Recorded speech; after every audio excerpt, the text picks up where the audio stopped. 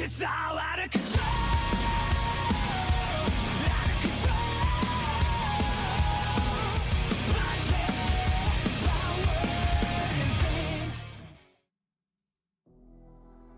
Hey y'all, welcome back. This is the last Vindicator video before I put the full thing together. I had a couple people request that I go over the entire thing on stream, so I'm going to do that. Answer some questions, hopefully get some comments on it, yay or nay, what you guys think. But yeah, we'll be going through the broken builds Vindicator video today, trying out some PvP as well, although PvP is pretty nuke heavy right now. Doesn't really favor bunker classes, which this kind of is, but it's very survivable in World vs. World, and we'll be jumping into it. A little bit later, I'll be going through the build. I'll demonstrate some combos right now, just so I have footage of them. But jump in, hang out, welcome back. I am SotO. This is a builds channel, and this is a chill stream night in the middle of the week. Hopefully your holidays are fantastic. I am having a very chill night, just had a wonderful day in the gym, and naturally had to run home, as always, to stream for you guys. But it's all good, because I got the full workout done. So let's jump into this. Let's just make sure that Twitch is running all right before we try to go through all of this build footage and then not have it show up. I managed to unmute my microphone. That's good. How you doing, chat? Hopefully you're doing well. Hopefully you're chilling. Not too much, as always. You know, can get kind of cold, depending on where you are. I know some people love the cold weather. In Australian, Christmas is kind of backwards, so it is what it is there. Yeah, looks good, sounds good. Pretty excited to jump into this. Cool. Morning, Jowing. Welcome back. Hopefully, if you're celebrating holidays, they're going well. Hopefully, if you're not celebrating holidays, that's also going well. Congrats on the giveaway the other day. Are you on cold overheat? I don't think so. Sometimes we're paired with Tarnished Coast. I think we were fighting Tarnished Coast last week, actually. You guys were doing quite well. I think you're in Tier 1. We're usually in Tier 1. We bounce between Tier 1 and Tier 2, but no one wants to fight Mag, right? All right.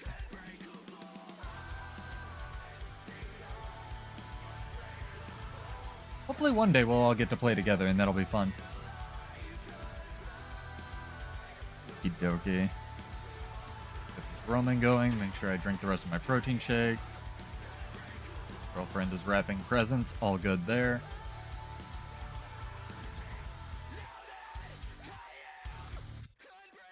Yeah, I've been really enjoying this build, been tweaking it a little bit here and there just to get it to where I'd like it to be for a broken builds video.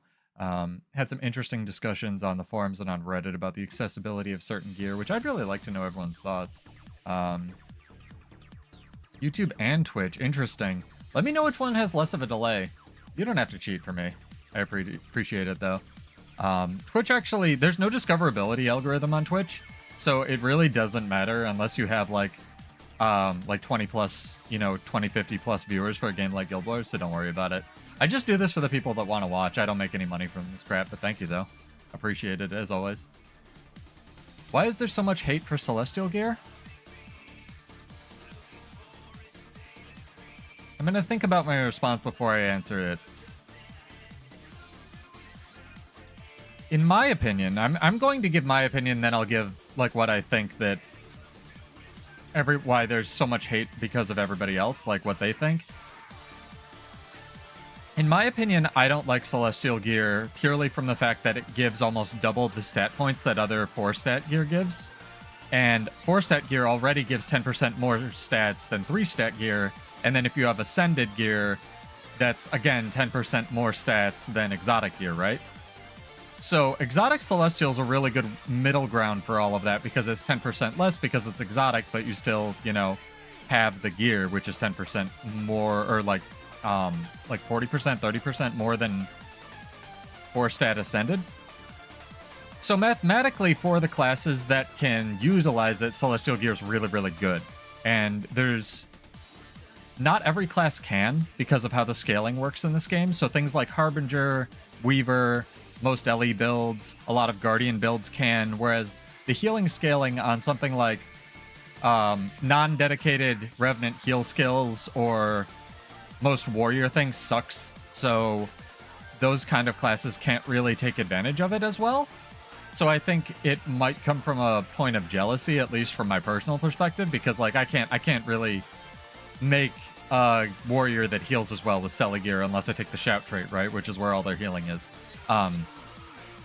From a community standpoint, I think there's so much hate for Celestial gear because it's so survivable and it's seen as, although you kind of need that tank now, right? When the damage on everything's through the roof. But before Celestial gear, it was Trailblazer gear.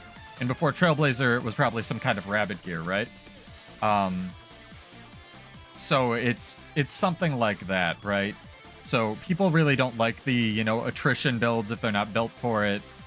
People don't like having to build in, you know, Conti Cleanse if they're not like used to it, which is part of build crafting and part of PvP. So I'd say that the hybrid damage element, the fact that it can just effortlessly do so much power and condition damage and also tank without really thinking about it or min-maxing, I think is where a lot of the community hate comes from. Did I try using the same build with Renegade instead of Indy? Yeah, Renegade with Dwarf Stance has been very strong. Dwarf and then Kala was actually quite popular in PvP for a while because you could just drop the Daze Char on a point, the Daze Char and the Lifesteal Char, and then run away. Or just like tank on the point.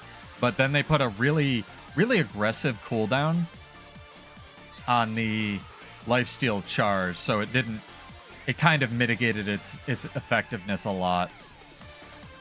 But Vindicator will work quite well.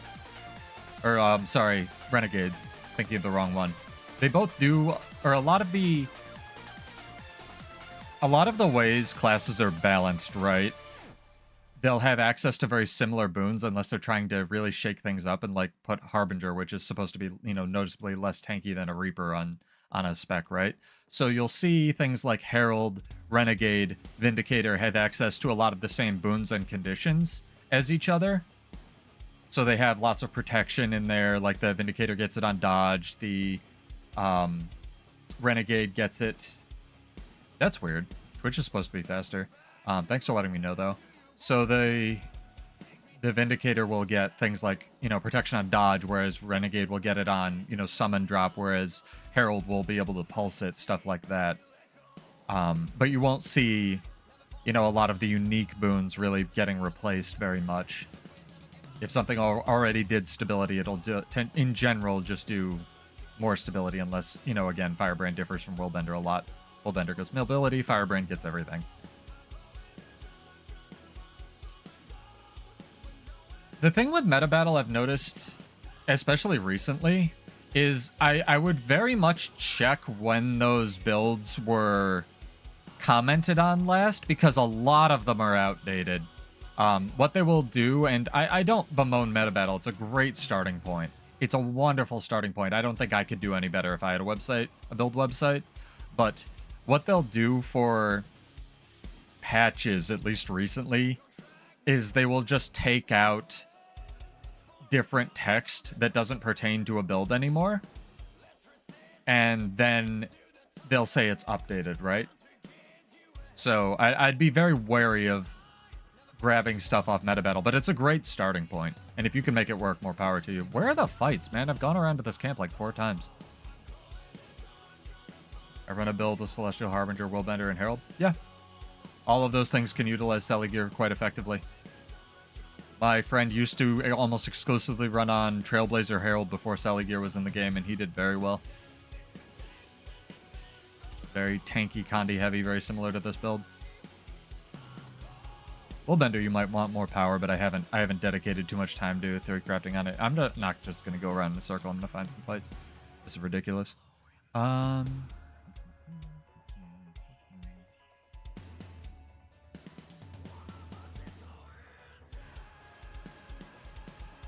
It's very weird that Twitch is slower for you. It's not supposed to be. I have it on low latency. I wonder if it's a VPN thing or something. Just checking here. See how all my other browsers work. Looks fine. This one looks fine. That one looks fine. Okay. Very odd. Whatever. Don't use a VPN? Okay. I have a site, but it's not updated with builds. Hey, yes, what's up? I've thought about tier lists. The problem with tier lists is the same problem with meta battles. They get outdated very quickly. I'm waiting for the real balance patch of this expansion to kind of settle with the new... Also, tier lists are easy content, and I understand people really like that. The problem is I don't believe in... And this is kind of awkward for me, right?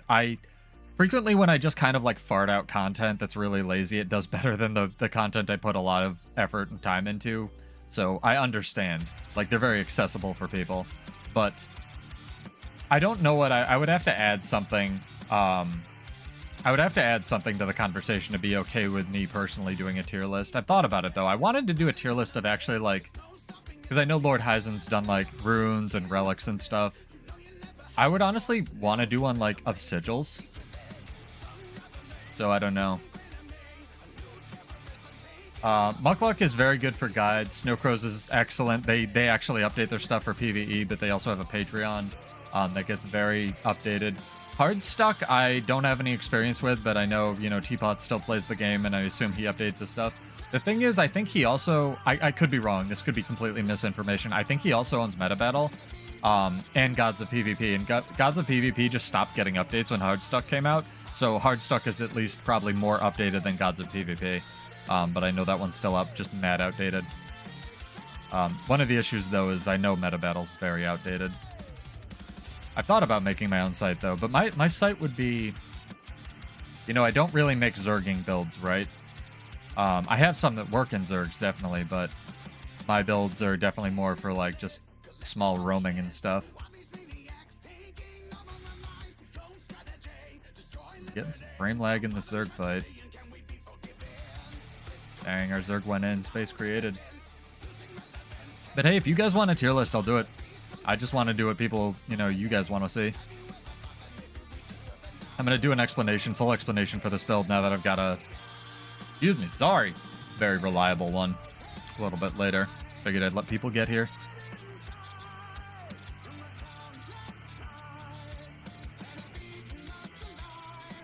Yeah, it's a Mesmer clone. Not a real boy. I wonder if I can teleport up there. I saw that Santa hat. Nope, can't.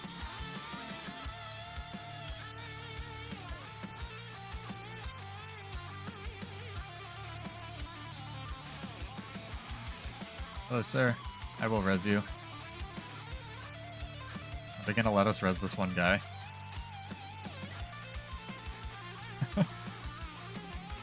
Dude dropping a Gildad. Hey, buddy. What's up? So it'll take camps?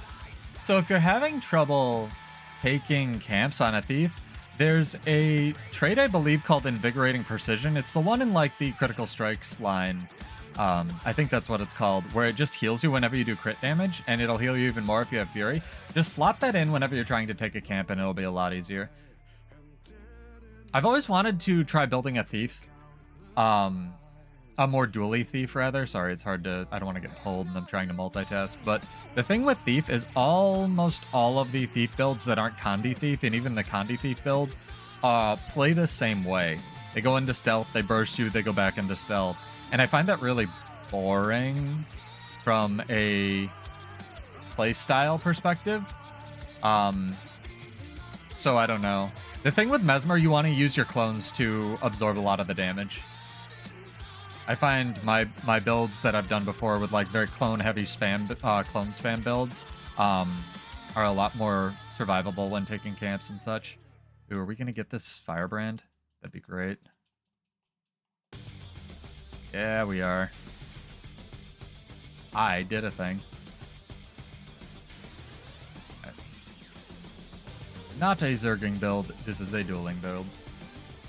But if you have a starting point, I can try to give you some tips or something, or like look at your build and point out what I would change. So I got a question for you guys. Are you guys like newer players? Are you like medium players, or are you like vets of Guild Wars 2 and such?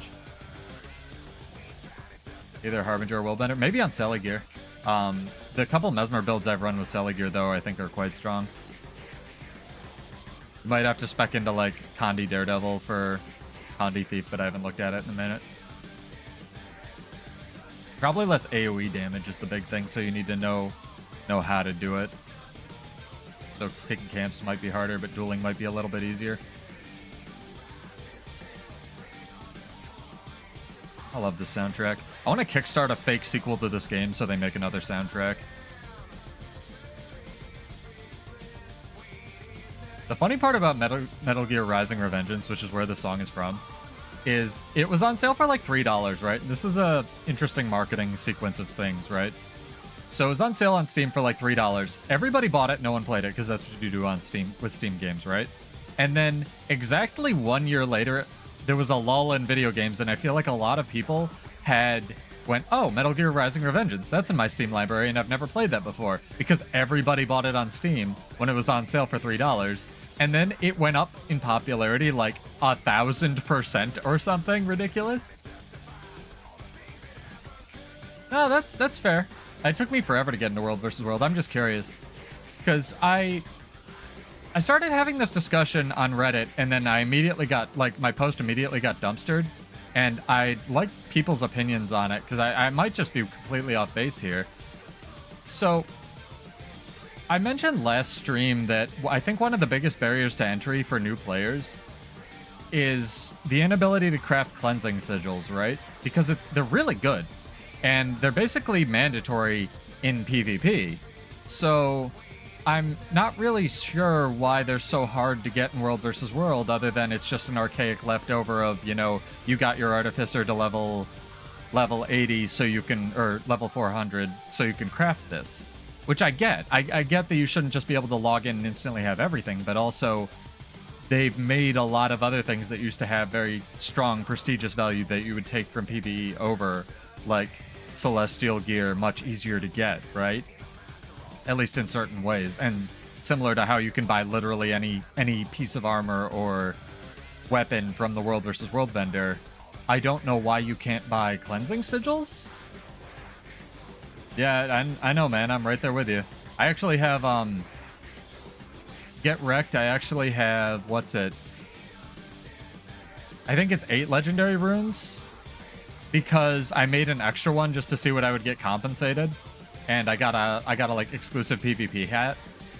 So there you go. I'm just curious what people think. Like if I'm just being, you know, completely out of touch, where it's not really gatekeeping and that's a prestige item, or if it's, you know, something people see as really a barrier to entry. Because like on this build, it's so vital, but on some other builds I can see, like Zerging builds, it's not as vital. So I don't know. I just think it's so bizarre that there's like this one sigil that's basically unobtainable unless you level a crafting profession, and it's like really good.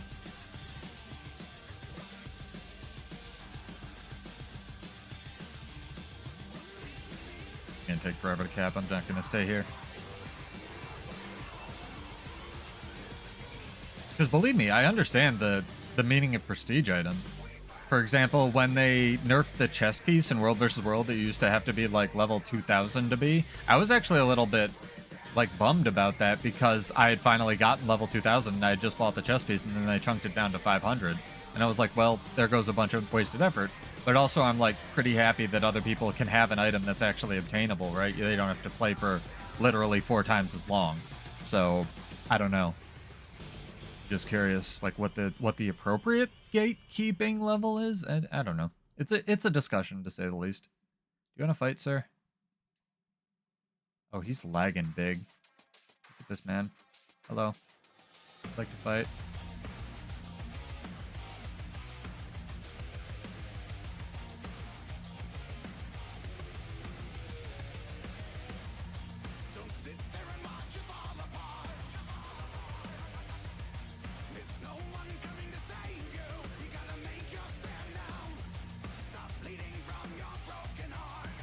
There he is. Always look for the Mesmer with all the crap on it.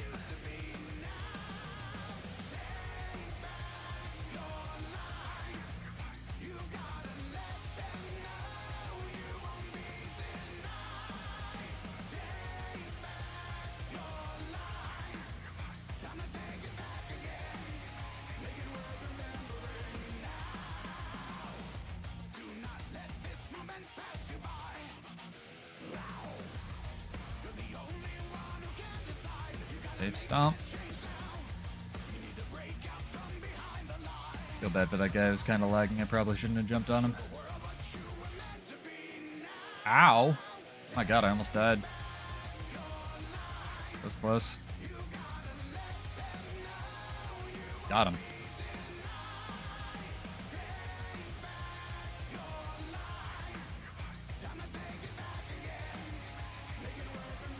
Trying to think of other notable things to mention. Got my little notepad, but I want to make sure I cover everything.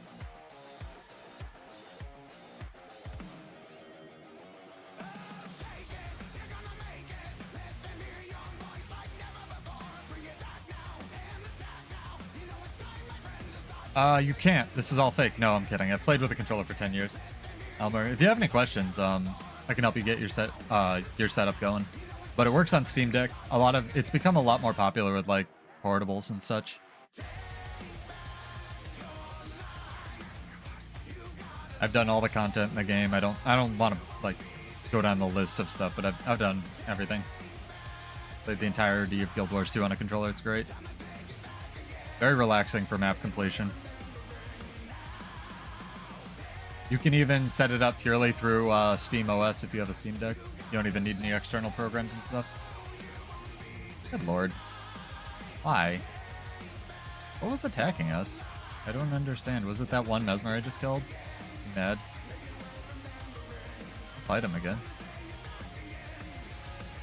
Yeah, he's mad. No, it's a different Mesmer. Chronomancer with a dagger. Interesting. Fight me! Come back here! Nope, he doesn't want to play. It's whenever I look at chat.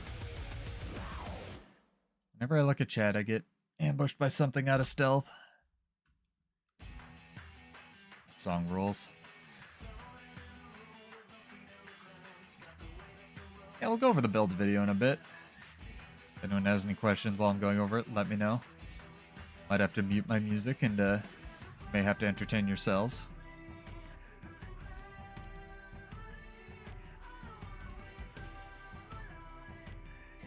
Ow. Supervisor OP. Supervisor's hammer is better than Warrior's hammer, confirmed, because it does a knockdown and damage.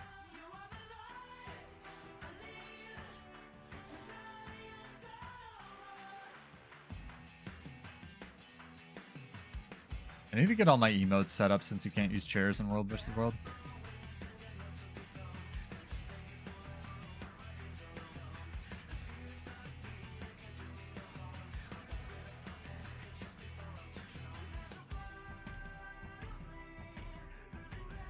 I should also show off the new weapons. I didn't record a video for them, but I could. There's new Black Lion weapons. They're pretty cool.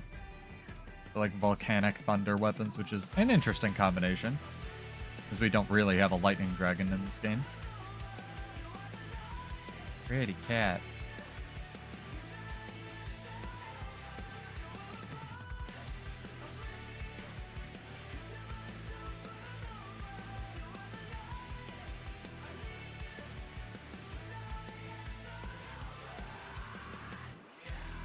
Oh damn, I just realized there's like a deal on Twitch. You can gift subs for 25% off. They must have learned their lesson, stopped doing 50%, because they literally make no money when they do that. That's interesting. I don't care about any of that crap. It's interesting to know. Free emotes on Twitch though. Pretty solid. Not biased at all. Yeah, if you're new to the game or you're looking for something to run, this is a pretty solid build. Very little brain activity going on with it. Very strong.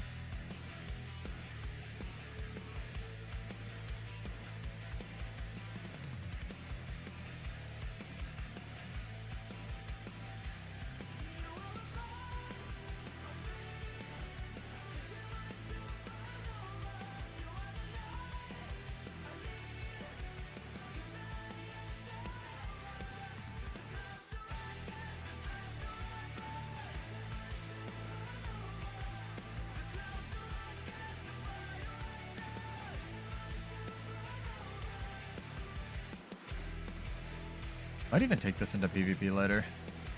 Should go over the full build first, though. Do that after we take this camp.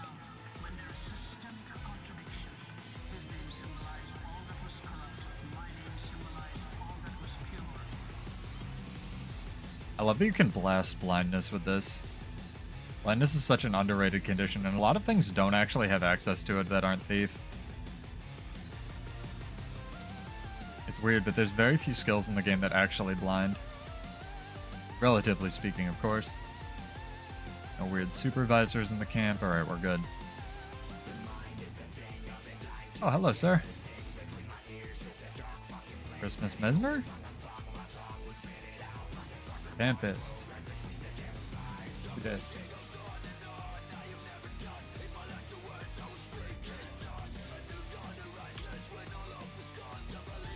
Oh, hello, sir.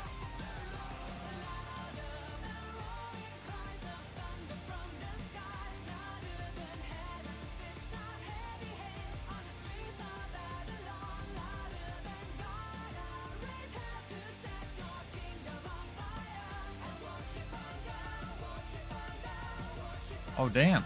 We have friends. Is the demon stance worth using? Yes, I use it to engage. So usually I start in Malix. I'll explain this in a little bit. But I start in Malix. I pop the demon stance. You can teleport to them with the sword, sword 5. And then you drop one of the fire fields, and then you can blast it, and then you can immobilize them in it. And then you should be about out of energy, and then you swap. They've changed Malix stance like 4 times.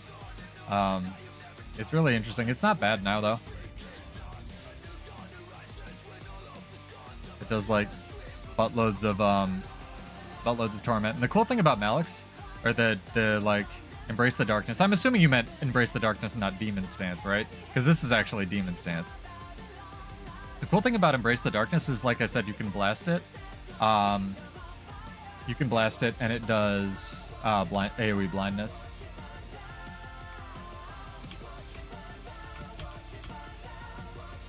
Guy's asking me what I'm using. Do I not have a mount? Why would I have a mount?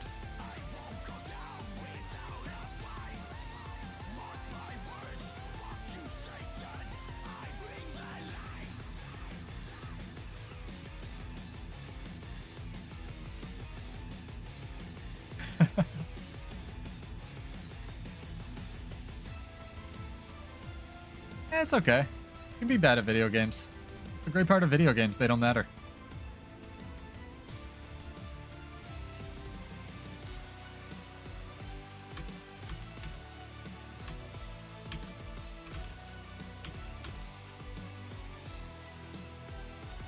Oh, sir. Got you.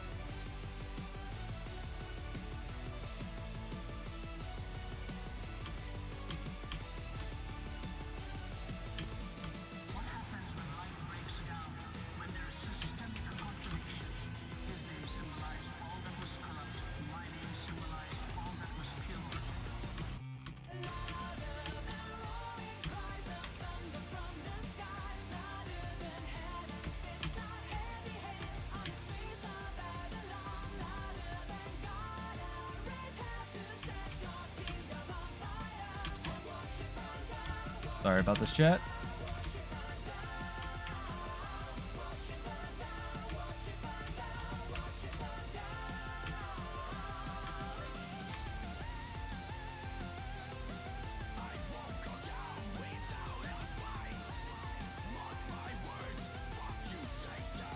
Guy's very friendly. Very, very friendly.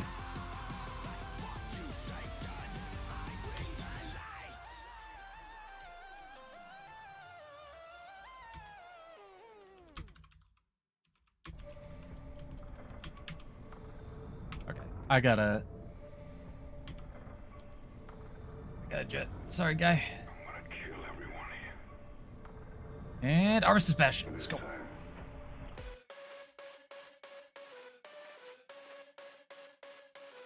Man just wants more people to roam with, and as a roamer myself, I deeply sympathize. I will add them.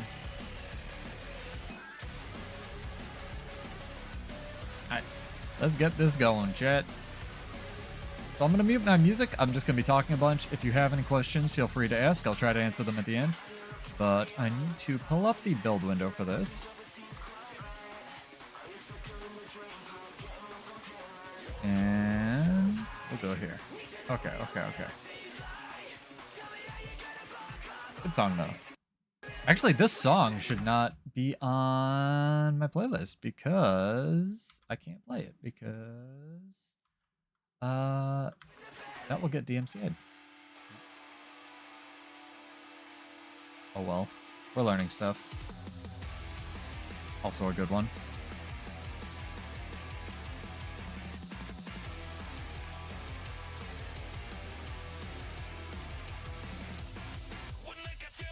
All right, let's go, chat.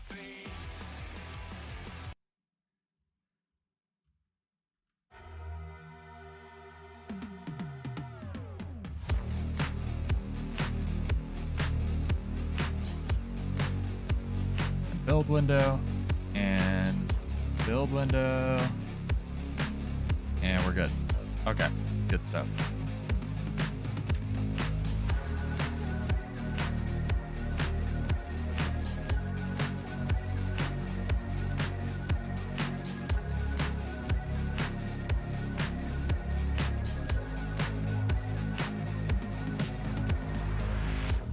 Hey there, welcome back. I am SotO, and today we're going to be going through my broken Vindicator build. This build is extremely tanky, excels at both sustained damage pressure as well as burst damage.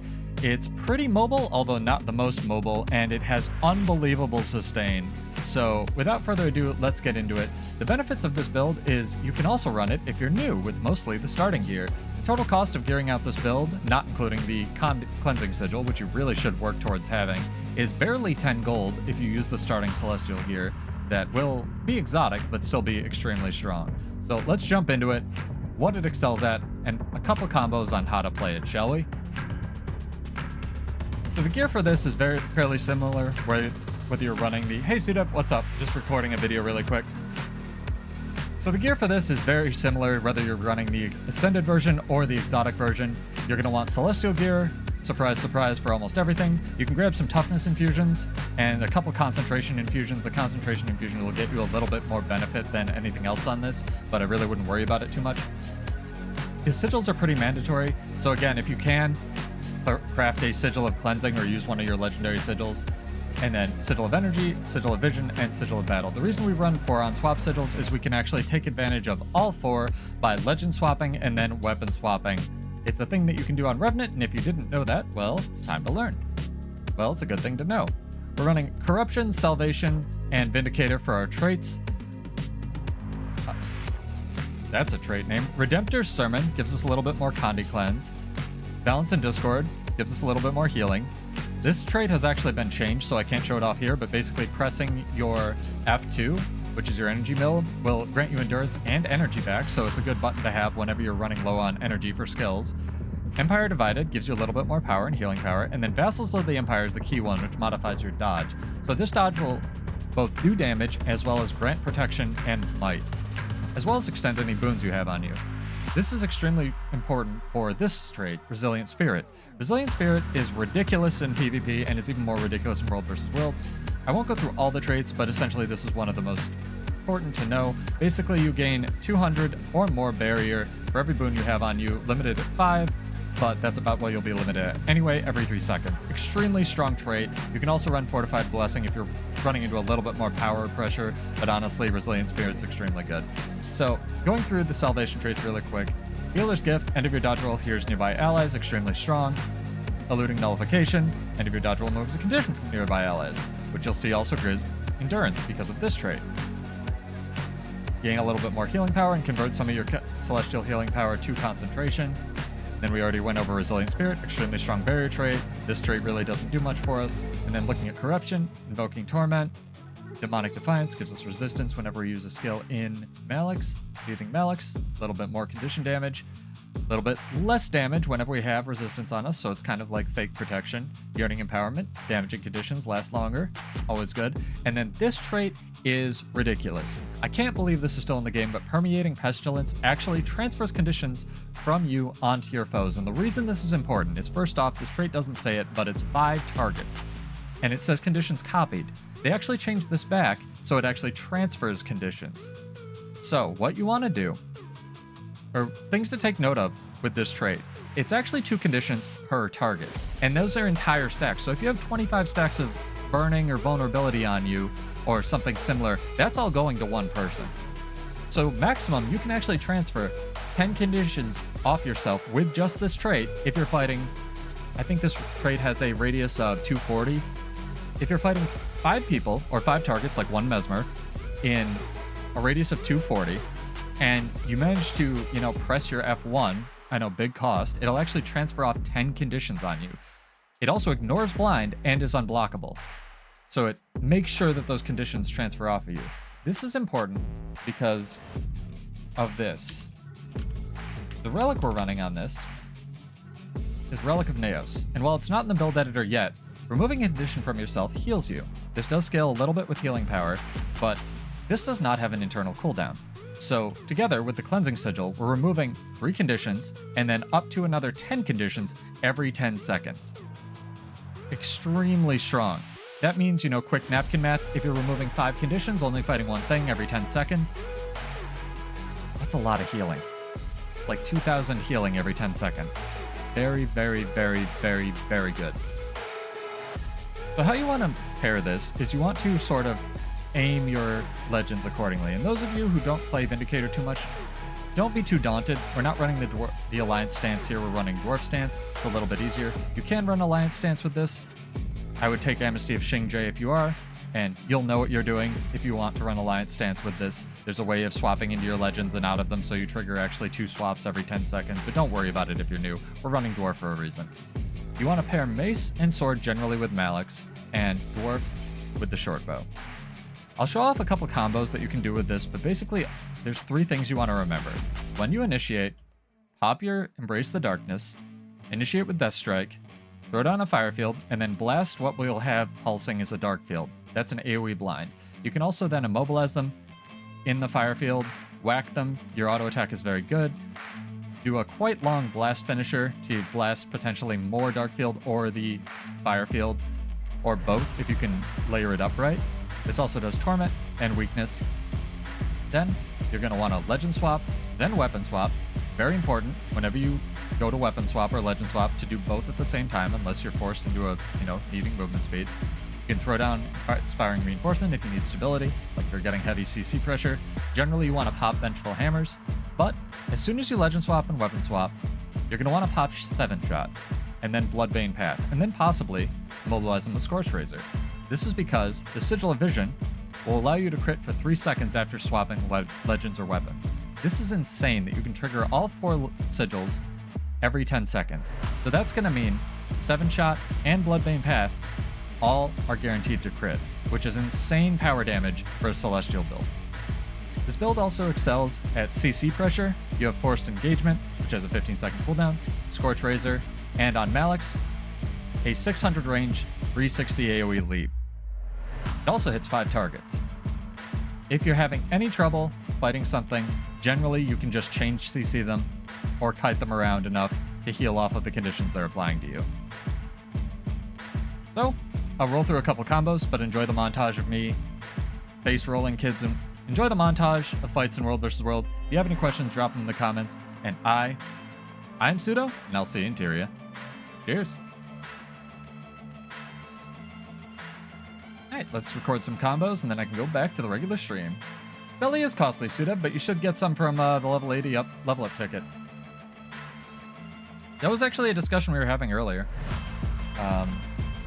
About, like, what things should be gatekept, if anything. Because I'm of the opinion things like Celestial Gear, and if they're going to make things like Celestial Gear, I guess at least more accessible to people, they should also do the same for Cleansing Sigils. But anyway, so going through a couple combos.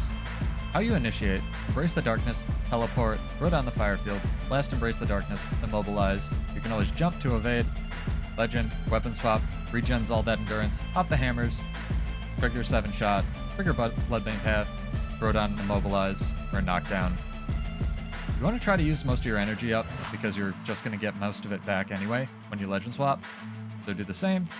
Remember that you'll get that Sigil of Vision for 3 seconds, so try to hit with your big power skills. You can also go back into Embrace the Darkness, AoE pull people, same stuff. If you need to burst something down, you're going to want to legend swap, weapon swap, and immediately press 3, because your Sigil of Vision will cause your 3 to crit and apply 7 stacks of Torment. You can see, even though I'm not in Malix, the conditions I'm applying are insane.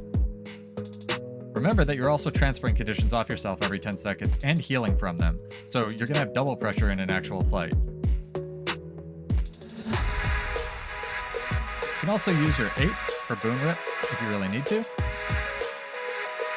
And aside from that, it's good to know what your buttons do, but not required. Your Dwarf Heal does remove conditions, and your Malix Heal will actually heal you extra for every condition you remove. Know where your stun breaks are? On the Dwarf Elite, and the Malix Vein Absorption. And that's about it. Cheers. Hope you enjoy.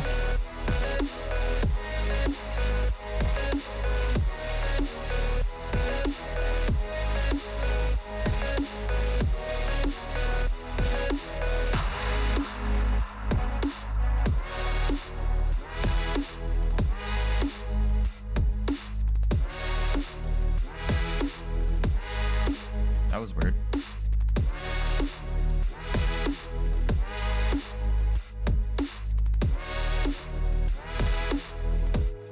Trying to get some good shots of her jumping here.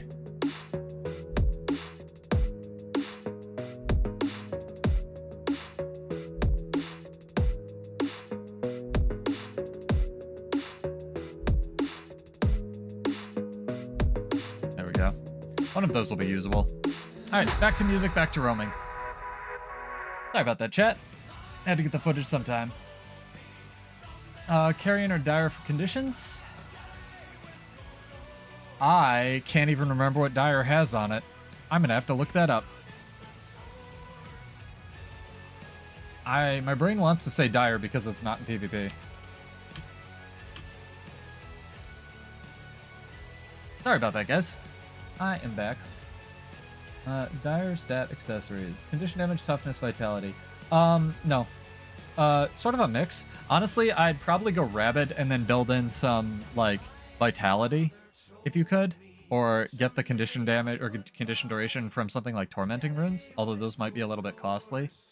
So this is a discussion I was having earlier, if you guys are here and would like to participate. Yeah, Condi, Vitality, Toughness. I don't... See, the awkward thing is I don't want to tell you Dire because Trailblazer is just better Dire stats, but Trailblazer is also kind of hard to get. So this is a question that I was talking about a little bit earlier. Do you guys think that things like Sigils of Cleansing that are very difficult to obtain really should still be as difficult to obtain in World vs. World? Because after doing this build video, I kind of don't anymore. Like, I understand that some things need to have a value still, but like, I think that Sigil of Cleansing is so mandatory and so hard to obtain that it makes it like almost prohibitive to new players, right? This man's running Herald. Probably doing quite well on it. I don't know, that's just my opinion. Maybe I'm completely off base, right? That's why I wanted to check with you guys.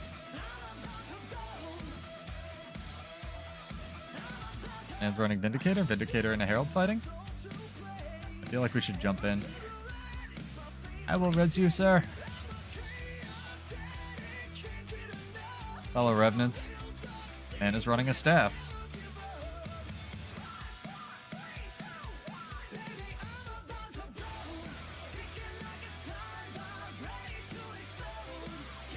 Let's go.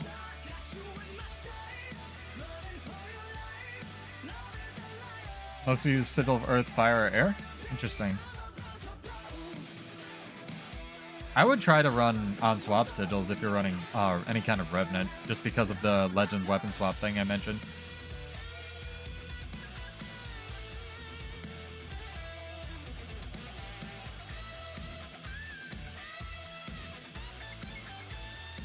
And no worries about missing the stream the other day, Suit Up. You definitely don't feel pressured. I do this to entertain you guys. This is purely for fun. So I'm glad that you could catch the VOD if that's what you did. Let's get our better glider skin here. What glider should we use, chat? I like that one.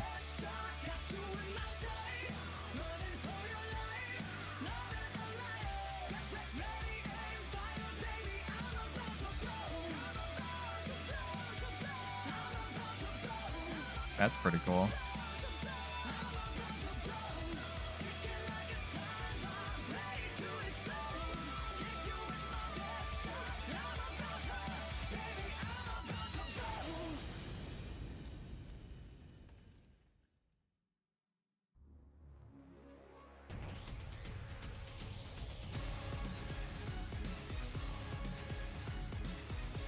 Dig that.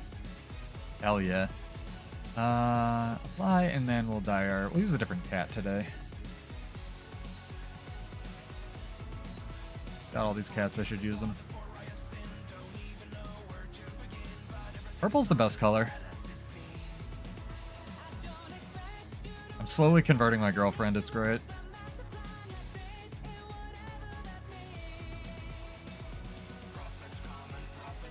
It's like, yeah, it's pretty pink. The cat's pretty pink. The aura is probably also pretty pink. It's like a, yeah, it's more pink, honestly. You're right. You're right. I like it though. Got all these cosmetics and I never use them. You guys gotta make me use them.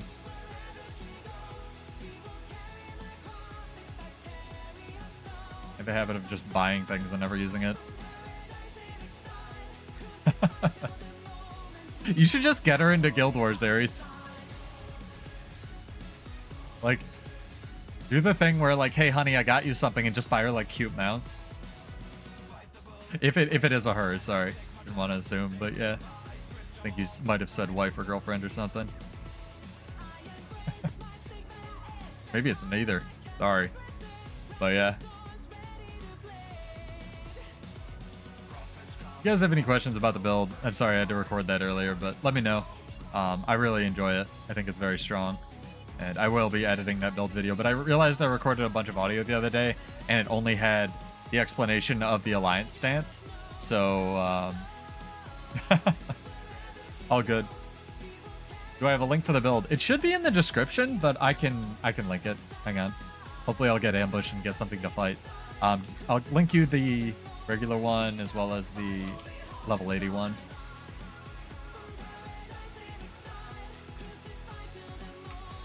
There you go.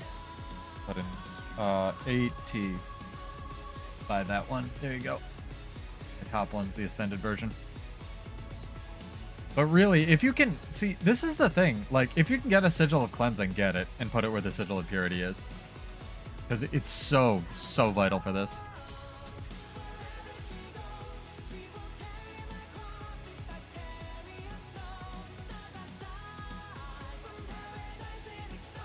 Where are the fights? Where are the fights?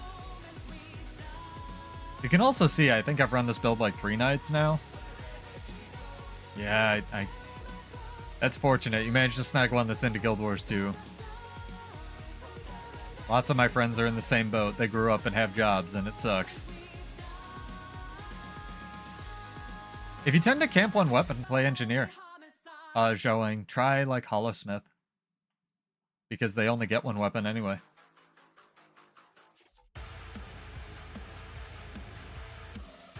I do web design. I don't know what they do. I don't want to dox anyone, so if anyone wants to respond to that, they can. That's purely their choice, though.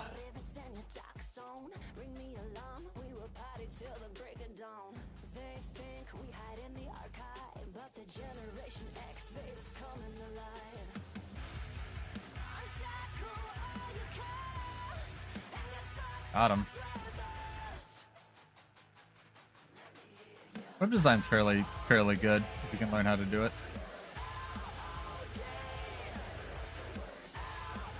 Coding is another easy one you can learn with basically 0 resources, so you don't need to pay for like coding classes.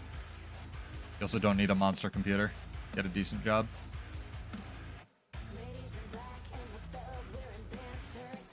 I actually I'm a bad example though, because I majored in neuropsychology and then managed to not use any of that.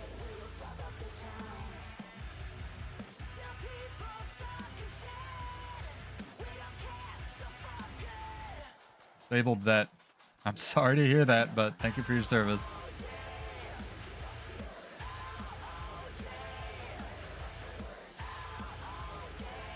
Hell yeah. Winning this even fight. We finally got an even fight that we're actually winning, right? Great. Where'd he go? It's over here.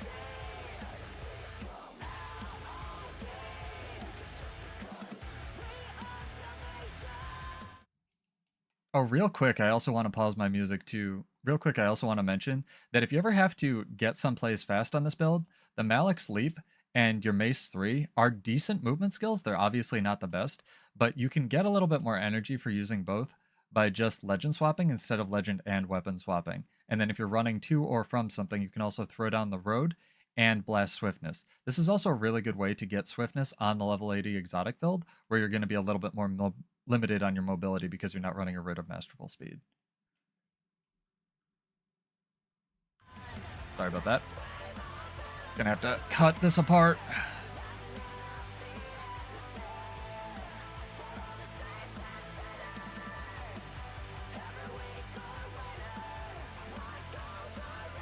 Do I know Sam Harris?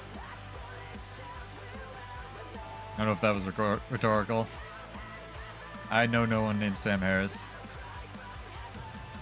But yeah, it's a decent, like, coding, honestly, really decent option now. Especially with AI, like... AI is very aggressive. Like, it scares me a lot, and I'm kind of glad I didn't go back to grad school. So, like, for me personally, I finally, after, like...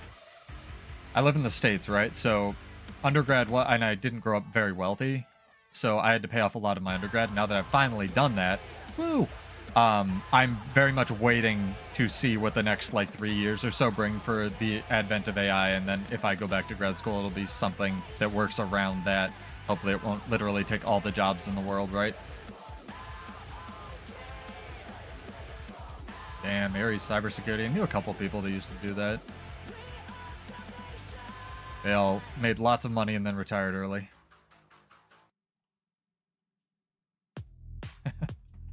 Yeah, my thing was I majored in neuroscience because I thought I originally wanted to be a vet, like a veterinarian.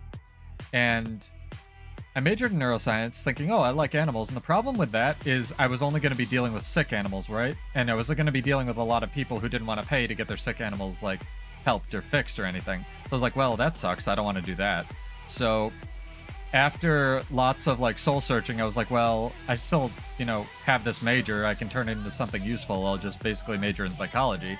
So I found somebody who was very willing to sort of allow me to retrain, and I sort of judoed my major into psychology, and now I sort of use it for web design. But more than anything, it was just the undergrad degree that really helped me get an actual job. Oh yeah, the thing with psychology is once you learn a lot of it, and this applies in any field, I've talked to my, you know, game design friends about this, I've talked to, like, everybody about this. Once you learn a lot of psychology things, you forget other people don't know them. And it also helps you, like, you know, I'm a big proponent of putting points into yourself and such. So it really helps you improve yourself. That's why I originally did it, right? Because I was like, I have these weird idiotic tendencies that I do. I want to understand that so I can, you know, maybe, like, you know, work on that a little bit, right? Improve myself.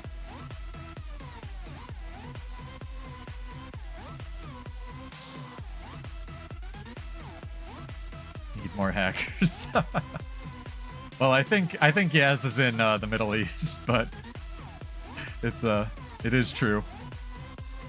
That's why, speaking of sort of similar, I don't understand why arenanet doesn't hire more people who, like, actively, you know, what's up with their game, right? It seems like they tend to hire a bunch of artists, which is obviously, you know, good for the game, but I also think that if they want to, you know, improve their security, they should hire the people that are pushing their security. This guy's toast. He went too hard. I sympathize with you, sir. Robot overlords are at least 20 years away, hopefully, but we'll see.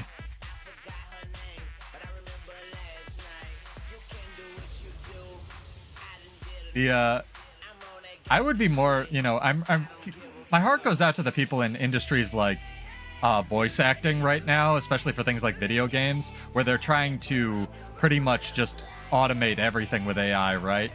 And even the threat of, like, striking, same thing with the actors union, just doesn't do anything. Props out to this mechanist, right? ability for the stomp. Not in their budget, yeah. Pretty much. But I hope everyone lands on their feet. Because I don't want to be playing fully AI voice-acted games forever. And I'm sure other people don't too. Hopefully capitalism can course correct that one, if nothing else.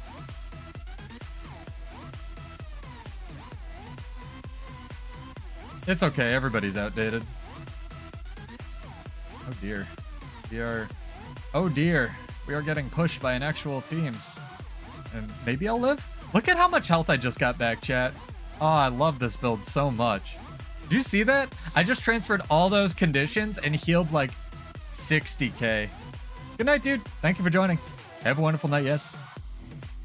I'm gonna try to stream it a few like more EU times, so hopefully I can catch you then.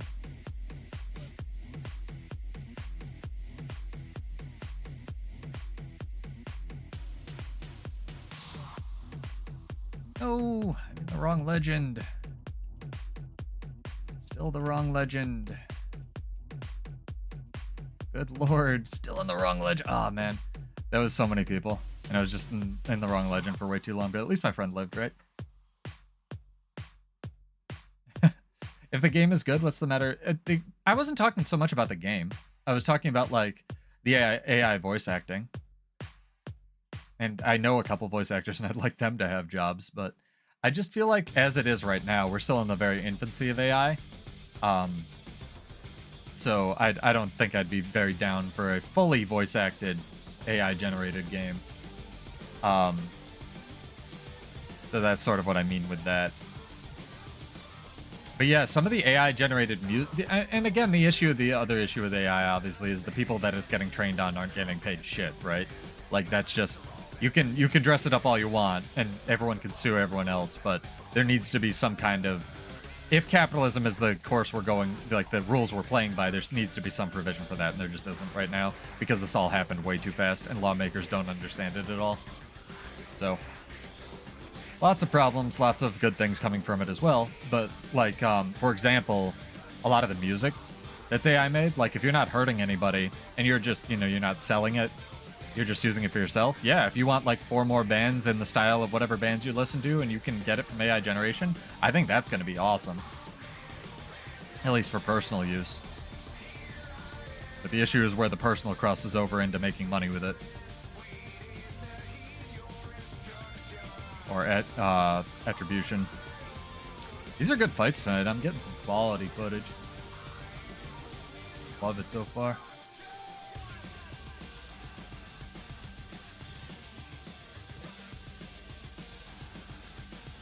Where are we going?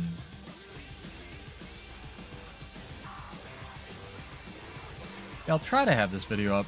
No promises because it is Christmas on Monday, and then I can go into theory crafting something else. I had some ideas for Druid, and I actually wanted to issue a mini correction. I actually put it up on the like trivia portion of the channel on YouTube.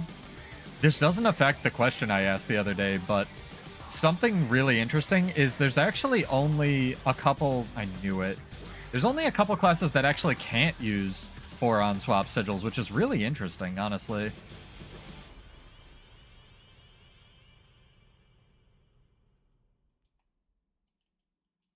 Yeah, you mad? You mad, bro?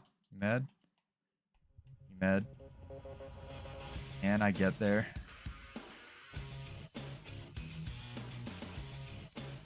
So much tank. I love it. Twitch has crashed like 5 times. Interesting. I'm sorry. I have no control over that.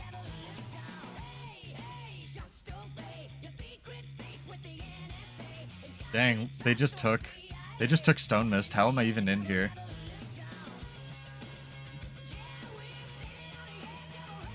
That was awesome. I love crap like that. Gotta port back though.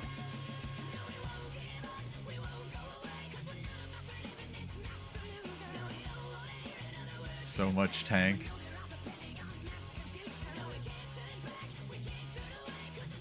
If you really want to have a secure future, look into like, there's going to be like AI tenders basically, or like AI shepherds that just know how to interact with them. So whatever large language model you think might be relevant for your field, if you get training in like how to correctly prompt it and how to use it for sort of what you do, that's a way better idea than just like getting trained in web design or whatever, right? So like if I was going to go back to school or like augment my training a little bit, I would look into that. Oh, are you gonna fight me? Hell yeah.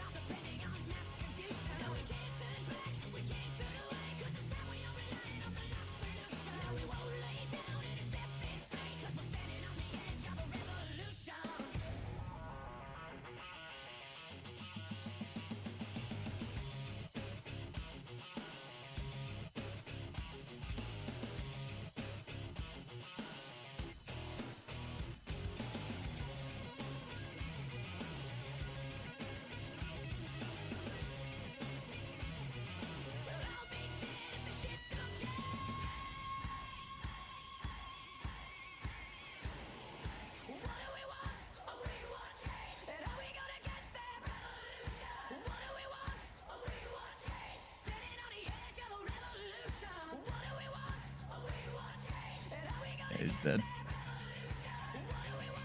Gonna missed in though. Why Ellie's are bullshit. Can I hit him with this road bow? I think he's too far. Nope, he's too far. Can I hit him with the invoke torment though? Nah, I can't. It's too far. That's too bad.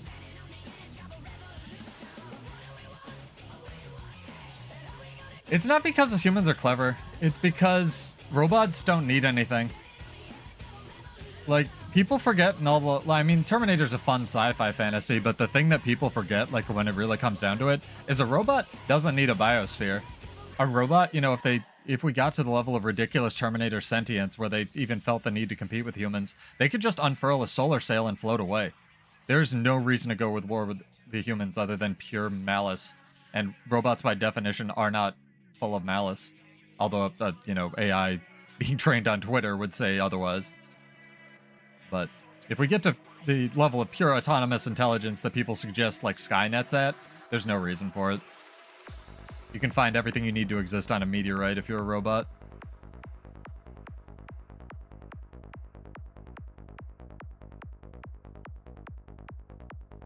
Don't worry about that. And the sun will probably explode before we even get there. This build rocks. I love it so much. Thank you everybody who helped me put this together with like the suggestions and stuff. I'm really enjoying it. Would you like to fight, sir? Getting attacked by ogres. RM up tomorrow? Yeah.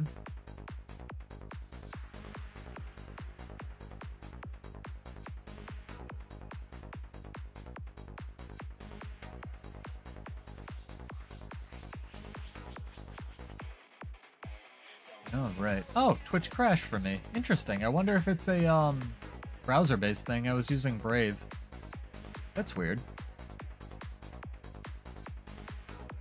It's very weird.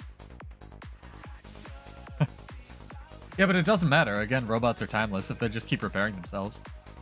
You have to think about the like level of ridiculous robots have to get to even rival the human race in a lot of these sci-fi movies. And then you have to like... You know, if we're actually thinking about this nonsense, it's called science fiction for a reason. And then, you know, you have to think about, like, why would they even? Solar sail. Yeah, I sent my friend the Spaceman song, and he sent me a song back, like, you know, I want off this Earth. This trash planet. I wish we could just cooperate, you know, man. That's like why I want to just do my part as whatever level of entertainer I am to just promote positivity. Anger's too easy for people.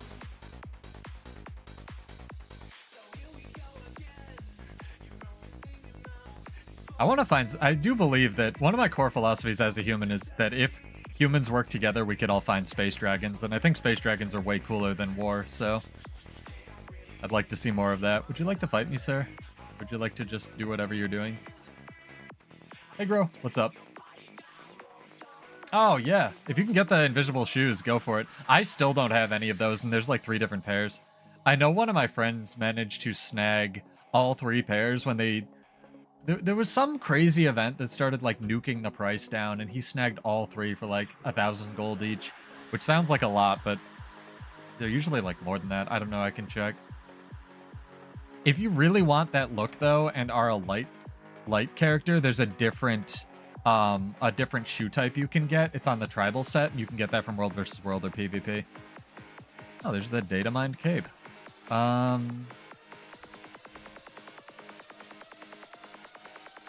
Yeah, it looks like somebody is actually hoarding the light version, which doesn't make any sense. Because like I said, the light version you can literally get with the tribal shoes. This is absolutely a controlled market. That's... I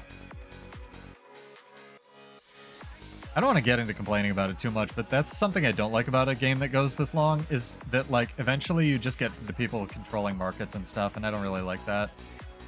Like, even though I have that much money, I'm not about that, right? I'm gonna get you, don't worry.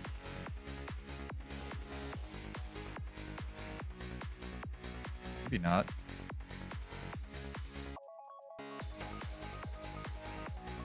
Oh, he's a warrior player.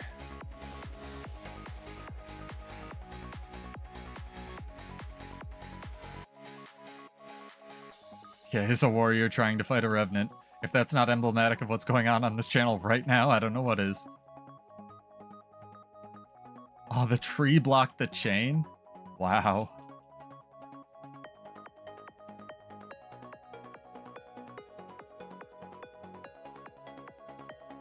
I'm really liking this build, though.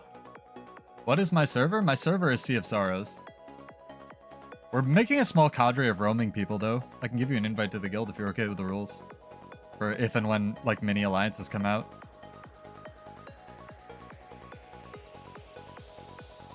Yeah, I want to find space dragons, man. That's why I really wish humanity could, like, you know, obviously, you know, words are easy and works hard, and humanity will likely never get along, but I'd like to think that one day we could, without a common enemy.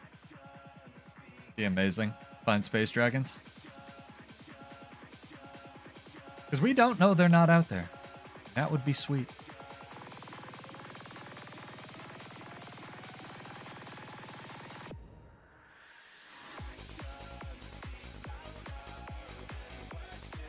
Place dude coming, sir. Prepared for fight.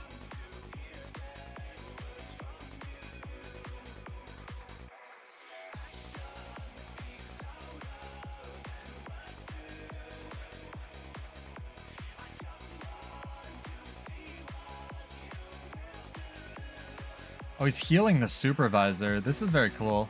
I actually like this a lot. Where'd he go? He's an elementalist. Did he just hack out of here? Did he log out? Where did that Ellie go, chat? Series, have a wonderful night. Thank you for hanging out. Alliances aren't gonna happen, but like mini guild, whatever they're called, might happen. Where did that elementalist go? Did he just log out? I'm so confused. It is mostly celestial stats in this build, Grow. It should be copy pasted. I don't know why if it's not in the description.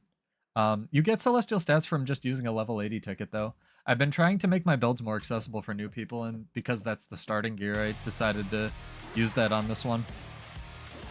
I went through the build a little bit earlier, and I'm going to edit it into a edited video. So if you have any questions, let me know. It might still be on my notepad here. It is. That's the level 80 version. There's an ascended version as well. First thing I'd try to get, though, is a cleansing sigil.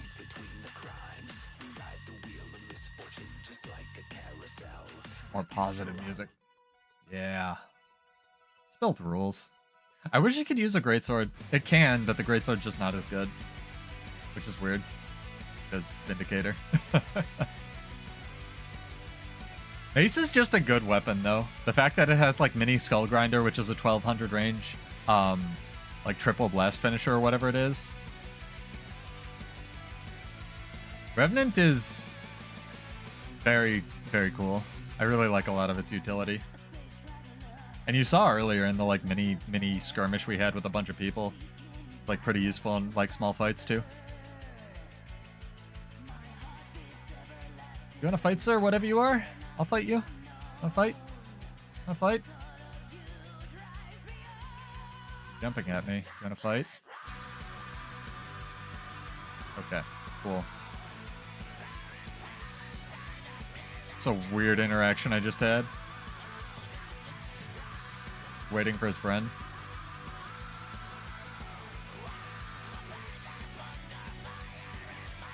So yeah, this is a question that I was asking earlier. Like, should things like celestial stats or I mean, you can get celestial stats from the vendor now, but should things like, what's it called? Cleansing sigils be accessible? I guess I'm the only one with an opinion on it. I expected other people to have more of an opinion on it. Would you like to fight, sir? Want to fight? No, he doesn't want to fight. We already had that discussion. Okay, we're doing this. Rabid. Rabid will be the easiest for you to obtain. But other than that, if not Sally, Trailblazer. Trailblazer will be the best one. And then if you have End of Dragons, what's it called? Not Plague Doctor. The other one that's not Plague Doctor. Ritualist.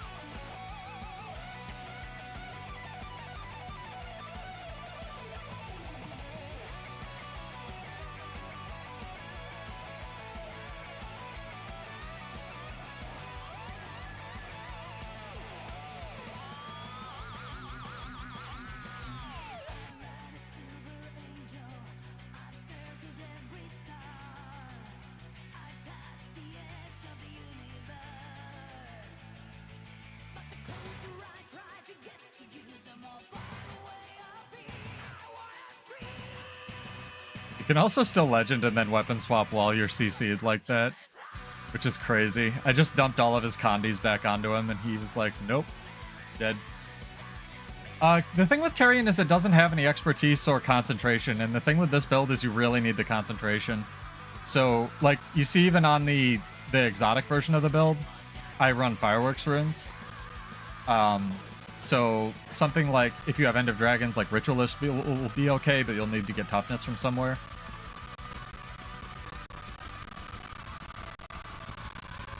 You normally don't really need expertise, but concentration is a really underrated stat. And the reason Celestial is so popular with condition builds is because it's the only really good concentration, which is boon duration, stat with like good damage pressure. The one in End of Dragons, what's it called? I keep forgetting the name of it. I just said it like 8 times. Ritualist. The issue with Ritualist is it has a bunch of Vitality, and Vitality is kind of a throwaway stat because you get it with so much stuff, so it's neither here nor there. But I can show you how to get Celestial gear. Hang on. I don't know if... I'm sorry if this is redundant, Sudeb, but they put this vendor in the game. Where is it? Where is it? Where is he at? He should be on every map. I don't know where he is on this map. Giant big golem dude. Yeah, this guy. This vendor is new, and it actually sells stat selectable everything. So you could get Celestial just by playing World versus World, right? Like, it costs gold, but you can buy all of the pieces from here and just select Celestial on it. Probably the most cost-effective way to gear out a character. Yeah, they changed it? Can you not get Selly? All stats? I'll just make sure so I'm not spreading misinformation. I need an Aqua Breather anyway. Let's get one of those. Where are you at, Celestial Aqua Breather? Customize. Yeah, right here. You might need to find the gems yourself, but honestly, exotics will be better than like anything else. I would rather run this build in exotic Selly than I would in like ascended what's it called? Ascended Ritualist.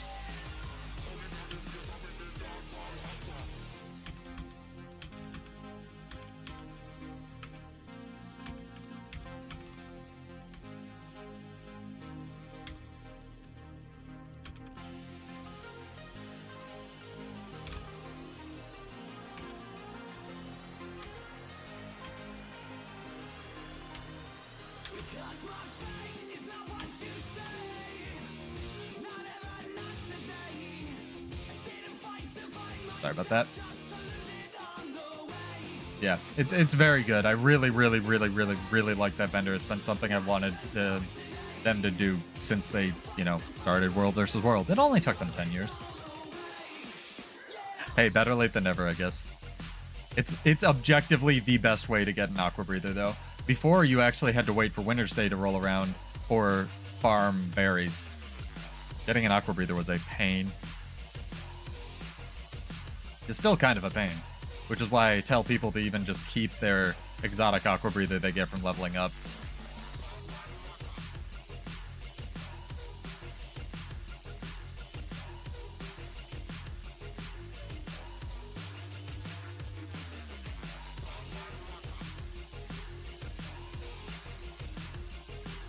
All right.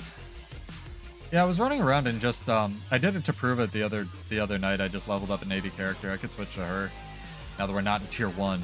I had some okay fights that I wanted to use in the video, but it's not as good because you can't get a cleansing sigil. The cleansing sigil is the biggest thing.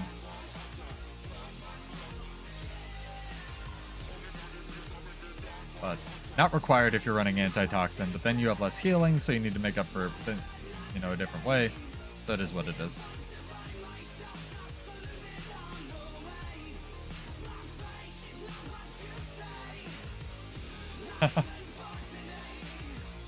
Nice.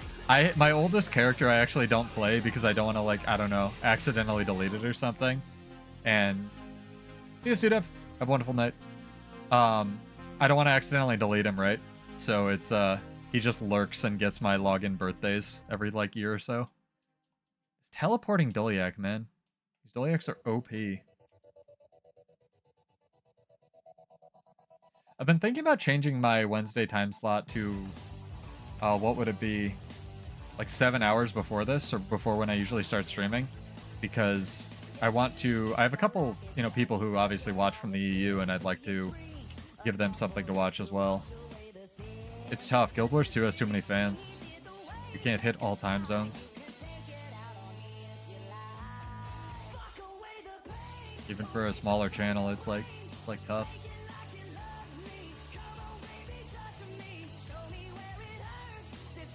Still rules. I think I'm gonna focus the druid build more on chill, because chill is a condition druids really haven't had much of, and I think if I can make a build that's emphasizing it, it'll be pretty good.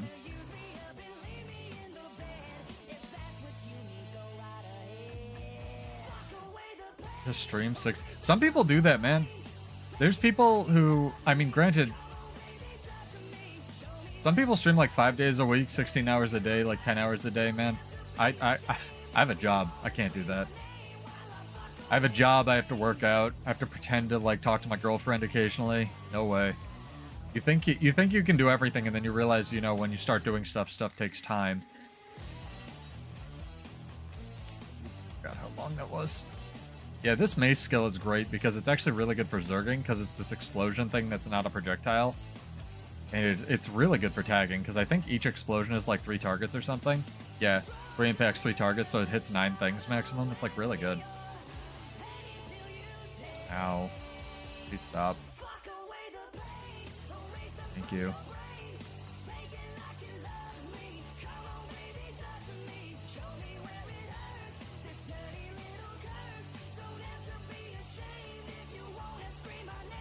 I'm just happy I can stream more now. My upload speed's still dog shit, but maybe one day. That's what I'm worried about. Like, one of the things, like, if I get out a face camera or something, I realize the camera I have is a 4K camera, so I'm gonna have to scale it down, so it's already gonna, like, YouTube compression's gonna destroy it. But that doesn't really matter when you have, like, a streamer in the corner of the screen, right? What's gonna matter for it is if my upload also eats it, and I already have an issue where sometimes my music will get chunked and it'll delay and I won't be able to hear it. Like, chat will have to tell me, and I don't want to sacrifice one part of the stream at the expense of another, so I'm gonna look into how I can, I don't know, partition more of my upload for that. Did we get this camp? Heck yeah. Who did we just... We did. We can just run in here and take this tower. Excited. Solo take this tower. Before they get in here. Ugh. Difficult things are happening.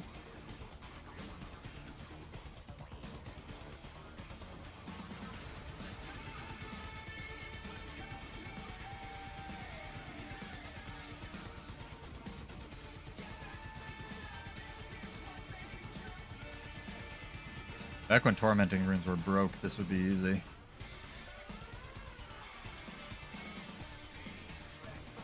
Once upon a time, tormenting runes healed you for every stack of torment you dropped down, and that was stupid.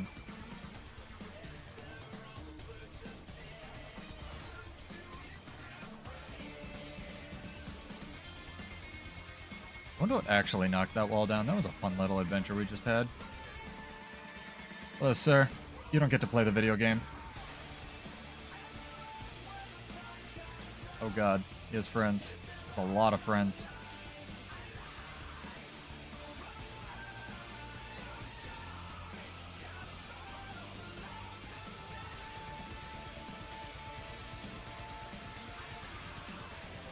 Why you no capture? Because there were 3 blue people coming. Did you not see them?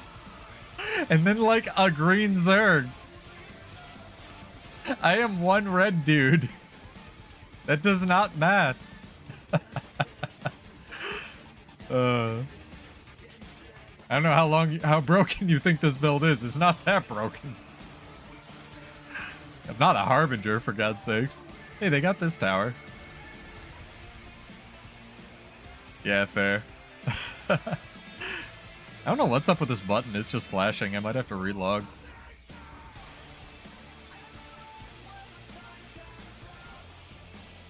I could stream 8 hours a day, and then I'd hit the EU time slot, and then I could just fall asleep. Not be rested enough for my job. Be great. What dailies do you do, Joang? I actually started just queuing for the PvP dailies, because I get them doing World versus World usually anyway. Although not so much today. It's all like match stuff. It's kind of cool that there's some overlap between like PvP, PvE, and World versus World, so if you select one, you're not completely locked out of everything. Like, there are weird ways to do certain things. What the fuck?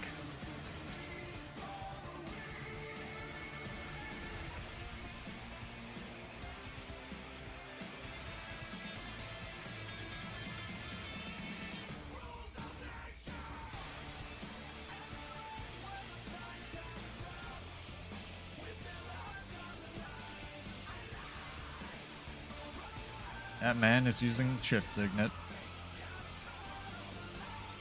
Yeah, it's the one thing this build does not have is hyper mobility. Sea of Sorrows. D. We are making a small cadre of roaming people, but I understand. Not everyone is required. He's rocket boot. He has rocket boots as well. This man is going to be in space. I believe I showed this off the other day. Very good. Yeah, he's got rocket boot shift signet. That man is playing Galaga.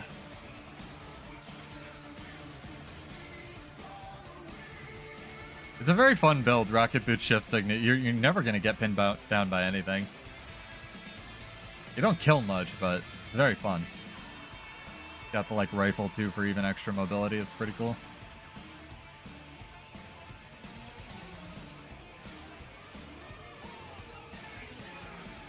Yeah, I do that too, although most of them are at the jumping puzzle right now, as well as... Thank you, D. If you want any, like, I went over it a little bit earlier in the stream. If you have any questions or, like, want any tips on how to play it, let me know. But I'm going to edit it into a full video, so it should be a little bit easier to digest for people.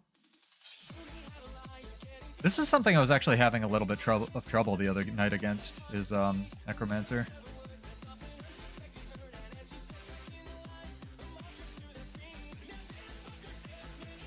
They have quite a lot of tank on them.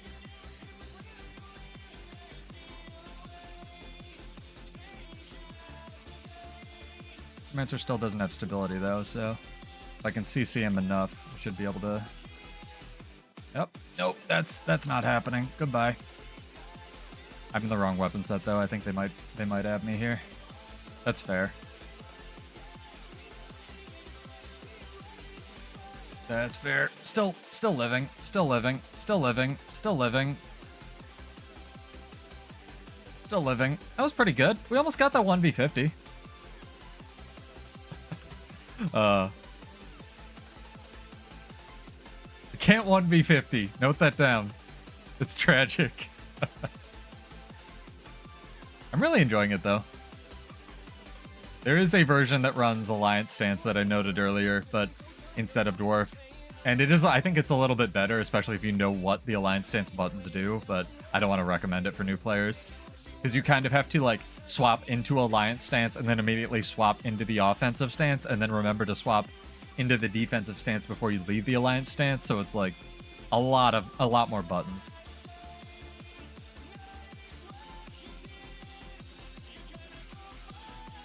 No, there's a... Yeah, it's... that makes sense. Willbender has a lot of, like, target-based teleports. The Vindicator sword, the one that I periodically use to get to ambient creatures, like if I can target this deer ever, works the same way. I can use it when I'm out of range like that. I wish... I hope Warrior gets some kind of offensive teleport like that. I think it would really fit Bladesworn, but we'll see. Now that it's literally in the gutter and unplayable.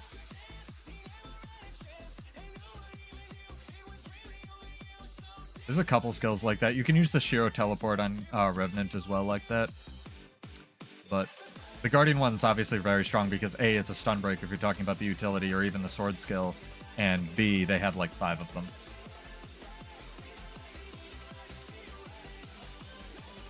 I think the Thief's sword works the same way, but you need to recall it before you can cast it again. But yeah, it's a great mobility skill. They actually decrease the number of ambient creatures, or the thickness of the ambient creature population in World versus World when Revenant first came out, because of Revenant teleporting all over the place with them.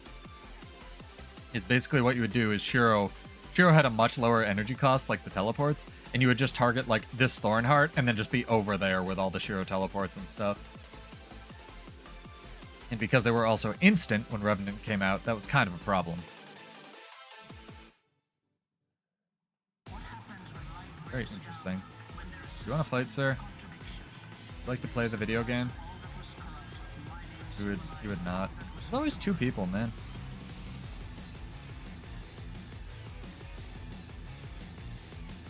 Yep, that's what I thought.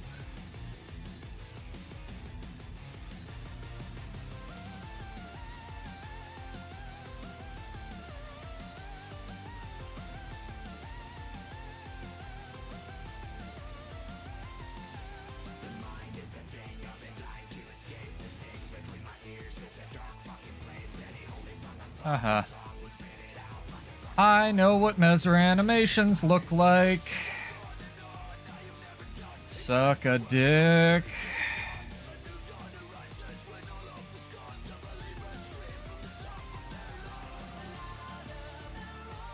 Suck a dick.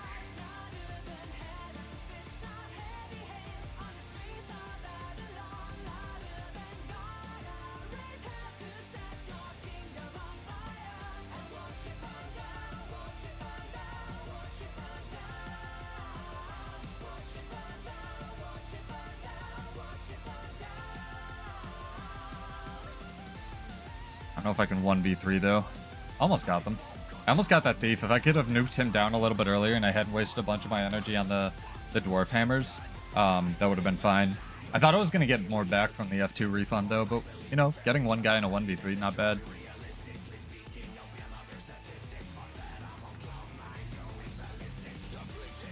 I love this build. Very good build for warrior refugees right now as well. You have a lot of a tank that you normally get with warrior with the like little mini hops and mobility and stuff.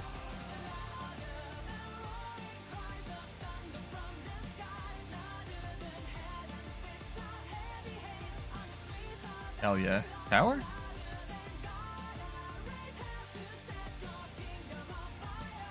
Like 600 range leap, like this one rocks. I think the aftercast on the Alliance stance is a little bit less, but I'm not 100% on that. This thing has RI. Cool.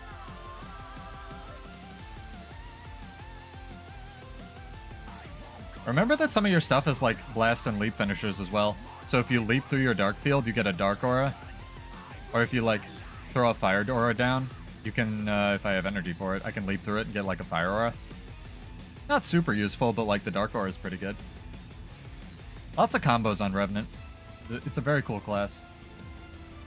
This is also a lightning field. So one of the combos that you'll almost never do, but is actually very strong on this build, is, I need to wait for my legend to be off cooldown. So you can throw it on this lightning field, and then you can actually leap through it and do a daze, which is a double CC, which will like strip a stack of stability and then also pull them.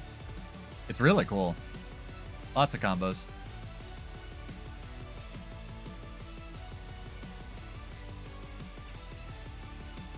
Revenant, the ultimate warrior.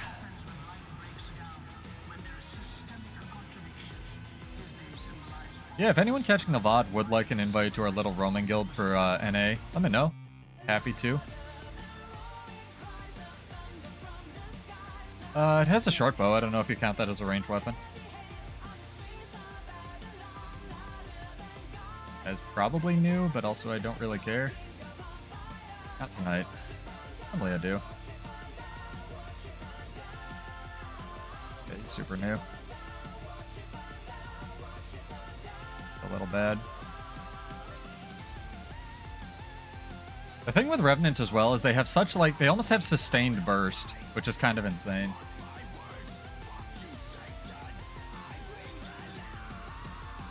There's so much projectile block in World versus World though. I almost find that the mace and the what's it called? The mace and the sword are more useful, right? Like when I was fighting that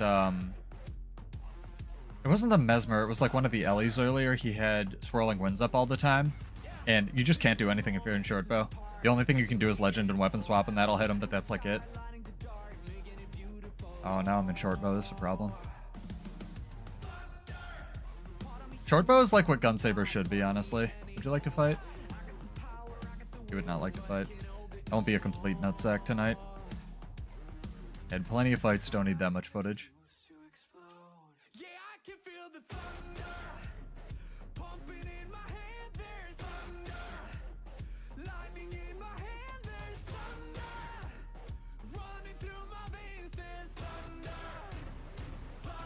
Keep in mind that the end of your auto attack chain also applies poison, which is very hard to strip if you're not constantly applying poison, because you're going to be applying torment over it. And the way the cleanses work in this game is like first in, first out, so it'll cleanse the last applied condition. So if you can keep that poison on them, it's worth it finishing your auto on the mace. Now time to make my build. Let me know if you need any help, or like where to buy stuff. It should be fairly inexpensive. Again, the only annoying part is the cleansing sigil. Cleansing sigil, very important if you can get your hands on one.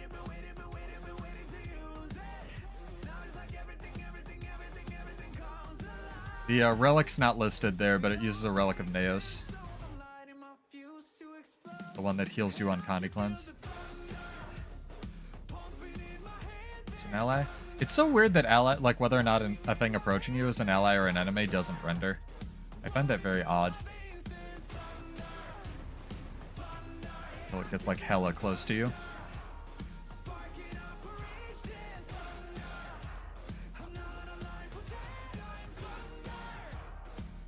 Dark Aura. Dark Aura will reduce the conditions on you by 20%. I think it's condition damage. This was a trivia question the other night. And also apply torment to whatever's attacking you. Quite strong.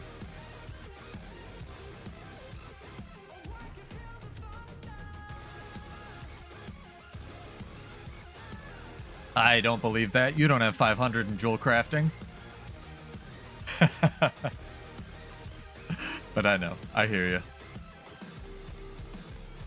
You know, it's better a lot of the time to make like, at least it was back in the day. I don't know if this is still true, but it was better to make a certain like ascended piece, whatever was the cheapest, and then stat swap it to whatever you were looking for, unless you were trying to make Selly gear or something. Which it doesn't really apply here, I guess. I still find salvaging, what's it called, ascended stat change to grieving pieces the best way to get research notes. Or not salvaging, I guess research kitting. Researching. Ow, my brain. At least we're getting fights tonight. This is good. Go to desert? We want to go to desert. Scribing's a pain in the butt. Don't do it. It's not useful for anything. I hired Guy to do some scribing work for the guild the other night, and if he hadn't been like talking to me the entire time, he would have wanted to tear his eyes out. And that's not because I'm like a bastion of creativity or like, you know, entertaining. It's just because scribing is so fucking boring. It's really annoying.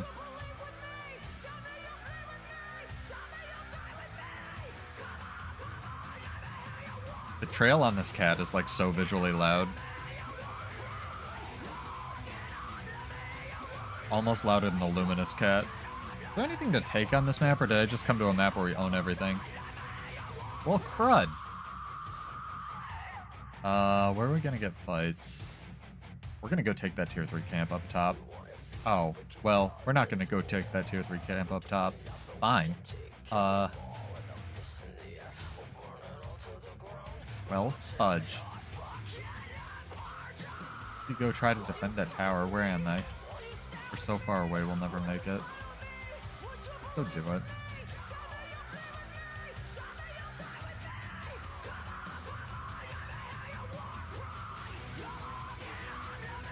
I think I'll work on Druid next. I'm gonna try to give it enough mobility, but also enough chill pressure.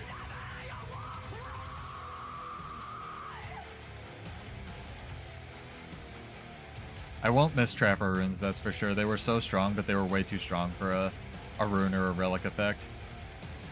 If they were going to keep Trapper runes in the game, they needed to add equivalent things for like some of the other skill types. Like, you know, 2 seconds of stealth on Exceed or something. Stance. There are a couple stance relics, but they're like, or at least runes, but they were bad. One of them literally didn't work with Warrior, and they actually did change the Warrior Elite trait to work with Warrior, but it would apply Barrier, and most of your Warrior stances just negate damage anyway, so the Barrier did nothing. It's very funny. They had a delay for a lot of the Warrior stances, which is good. Warrior stance trait, unironically, not a bad pick right now. It's just the Cleansing Ire is so necessary, because that's where literally all of your Cantha cleanse is on Warrior. Everyone who's not a Warrior refugee is like, I don't know what he's talking about. Let's go to that camp. One day. It'll be great.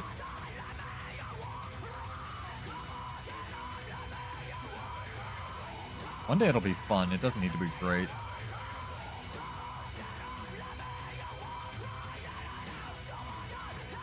Aye, sentry.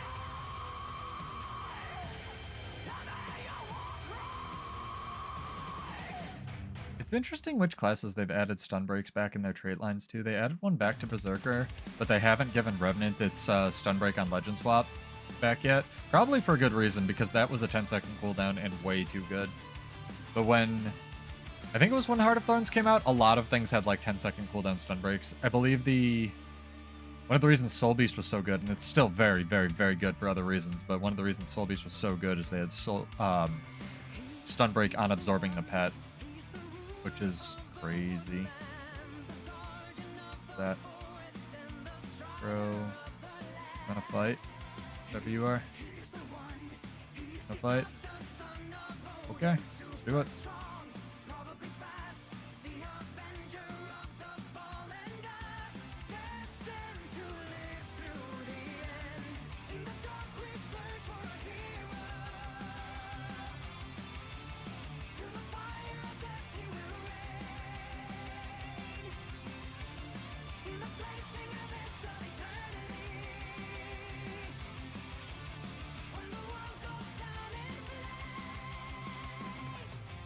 Oh, I thought he had friends coming. I just gave him a free escape.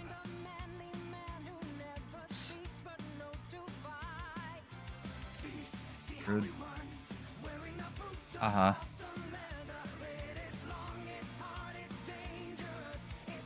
Fuck this.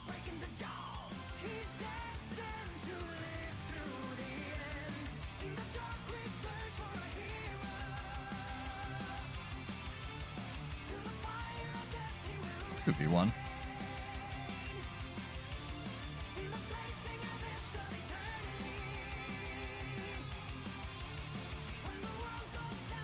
Oh yeah, well. Oops, that's the wrong direction.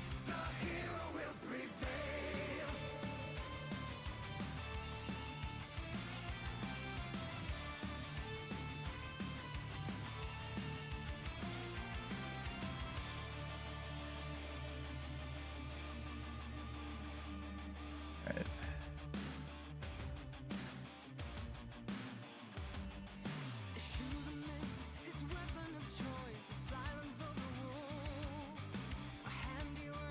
Left your friend, buddy.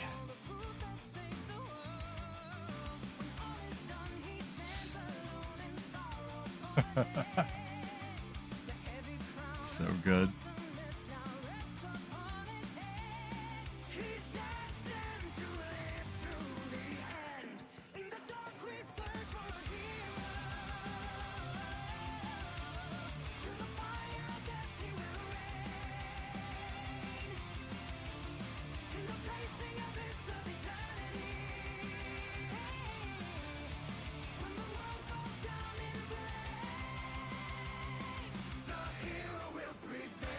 Annoyingly, I'm getting very, not good, but like playable at this build. Very solid. You probably shouldn't have run away from your friend there, buddy. Life presents us with challenges, though, I suppose. Easy 2v1.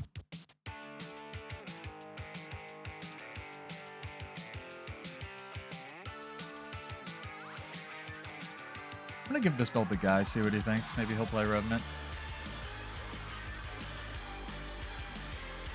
Oh, food ran out. Joe Wang, are you on NA or EU? If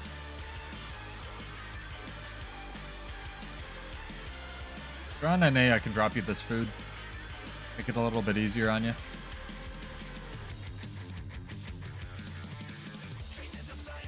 Be happy to drop ascended food for people. I guess I can just do it at spawn, right? NA? You want to come to LA and I'll drop this food for you and you can grab it?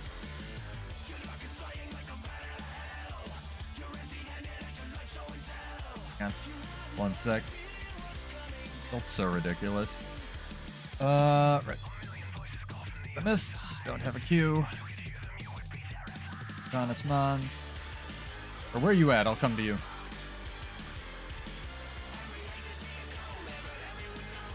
I have to refresh my food anyway. You have some? Don't need to worry? Okay. Well, if anyone out there is listening and wants ascended food, let me know. I guess I will hop back into World vs. World. It's like a gold each to craft or something, so I try to give it to people. I guess I can write in team chat. Try not to spam team chat, but mislock? Give him a mislock. I got the pass. Be happy to. Let me know if I'm in your instant before I drop this. Hell yeah. Ascended Selly for everything. Unfortunately. I'm so mixed on Selly. I really like it as a stat, but I'd really like competing things. That's my only complaint. Type your name in chat or something and I'll party you so I come to your instance. Or you can just invite Salem and I'll party you and come to you that way. I can remember to buy my Mystic Clovers while I'm here. It'll be good.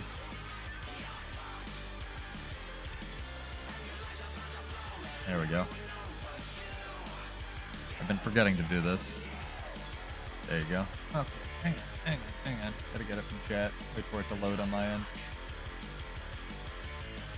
There. Anyone else wants this, let me know.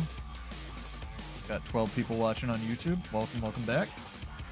Lots of people lurking, I imagine, but he's okay. If you have any questions about the build, let me know. Very strong. In my opinion, anyway. Oh, you are here. Oh, hello.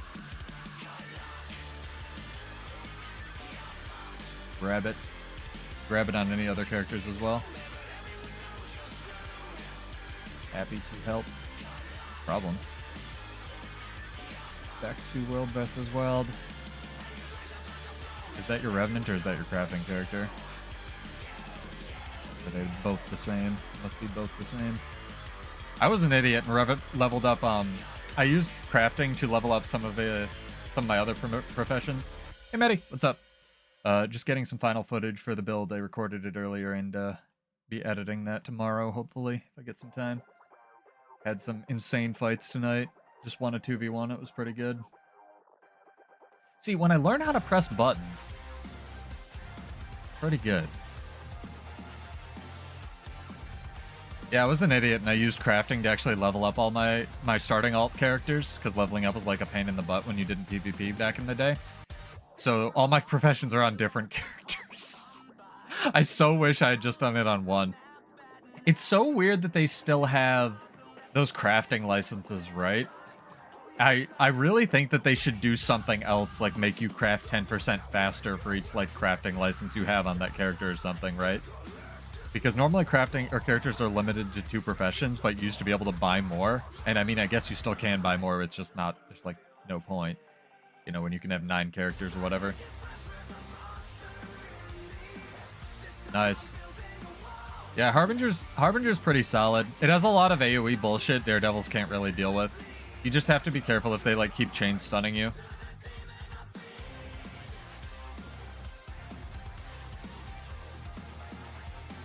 Yeah, Necro thankfully still has the one weakness where they don't have a lot of stability, so you just kind of have to be aware of that and build a lot of stun breaks into your build. Harbinger gets like 1 stack on him entering Shroud or something. That's it. 6 out of 7 characters. Matching out crafted. Yeah, it makes sense.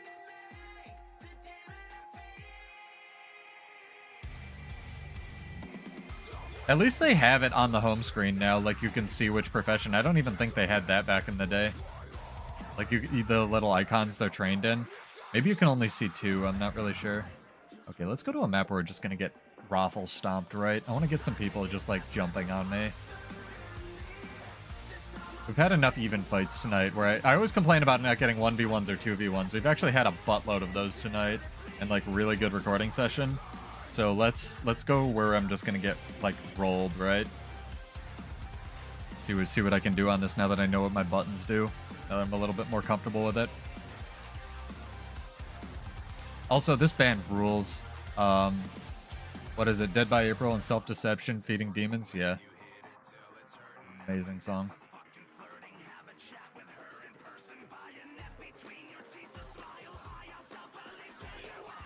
I even managed to unmute my microphone while recording the video today. I was so proud of myself.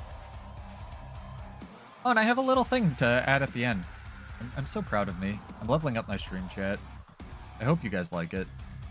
Everyone's like, why is he making intros? That's stupid. Spoiler, I don't care. I'm just doing it for me.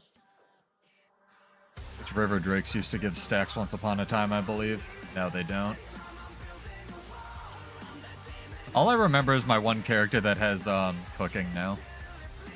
I use that so much.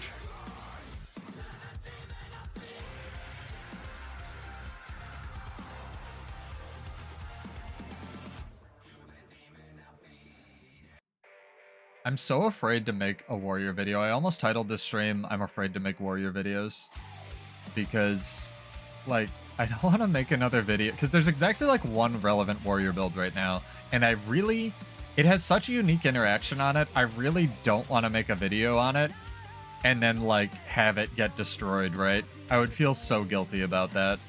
After what happened to Bladesworn. Because I'm, like, main charactering so much, but... I don't think it was my fault. I said it earlier. I'll try to link it to you. It's Relic of Naos. It's not in there. Also, the trait in Vindicator will be different, but it's the right spot for the one I take. It's this relic. If you don't have that relic unlocked on that character, you can do the Amnetis reward track, and it'll unlock it for you. But this is a core part of the build. Unless you're going to run the, if you can't get this relic, I would run either a speed relic or an antitoxin relic. Like, for example, you can't get a cleansing sigil on the, what's it called? On the level 80 exotic version, so I run an antitoxin relic.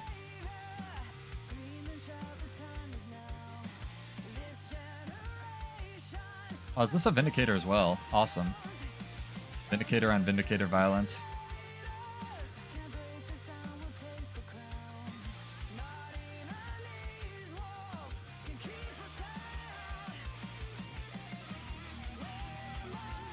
What is he going for? He's going for this guy. So am I as soon as I'm done being stunned here.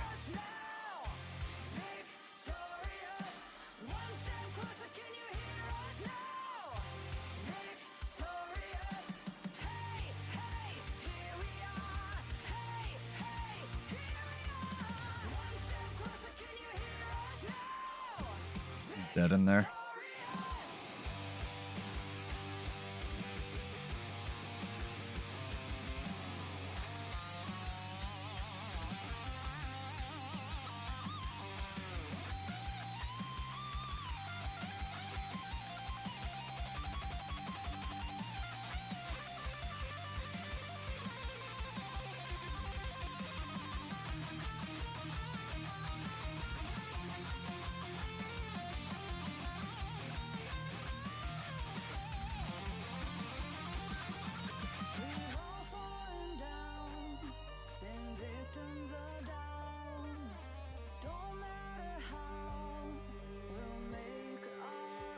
Uh-huh.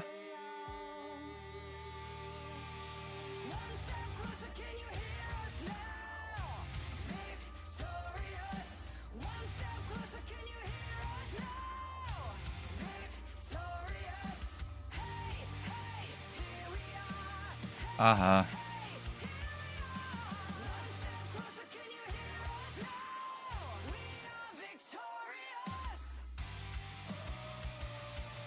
It's so strong.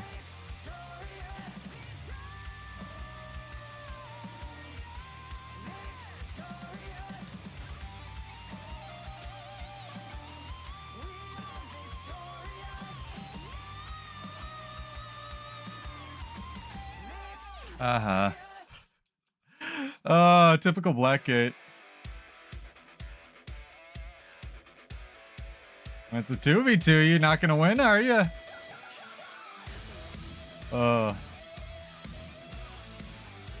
It's part of yeah, it's part of SotO set 2.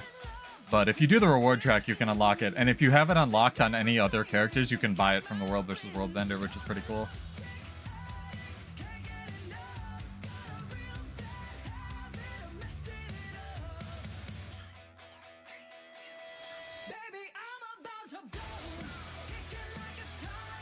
Am I taunted? What's going on here?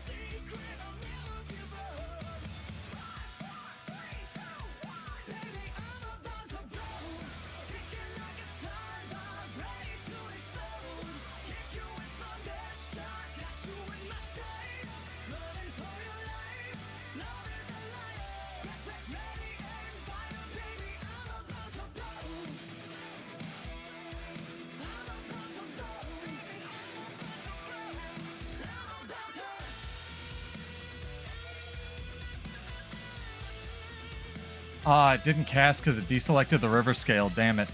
I was so close to killing him.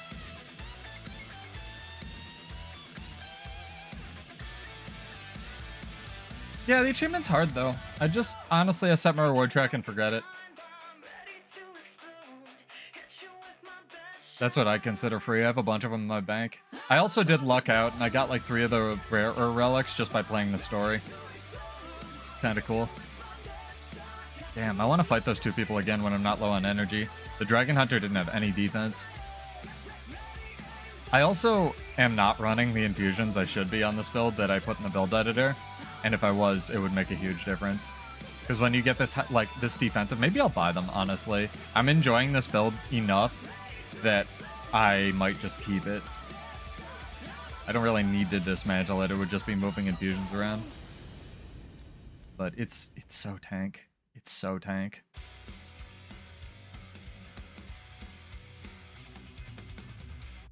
Also, I looked it up today. They gave Rune of Earth the dumbest 6 stat bonus.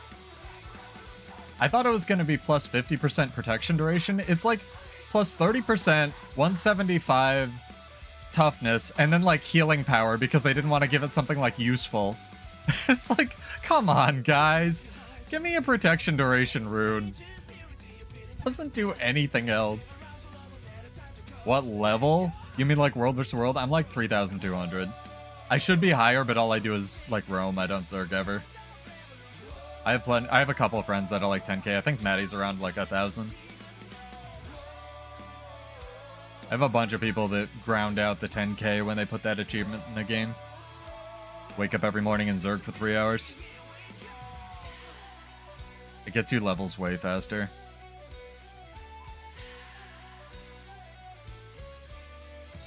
Yeah, that's fine. Gets you all the masteries. I just wish there was a level up all masteries button. I find it so annoying to put masteries into new characters. I probably didn't even put them in for this character. Dang, is it Aussie time already? Are you getting a long stream? You guys are lucky today. I'm having a buttload of fun. Still the rules. Gone over here. Oh, well.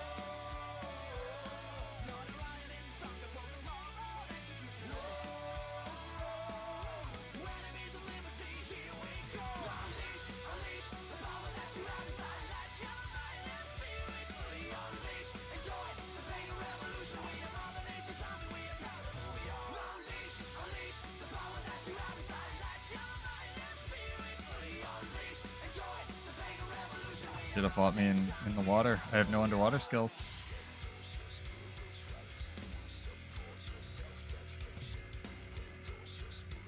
Man, he running.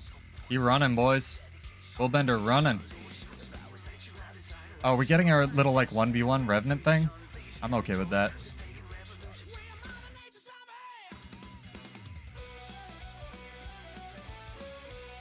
Oh, I'm in the wrong Legends though. Fuck.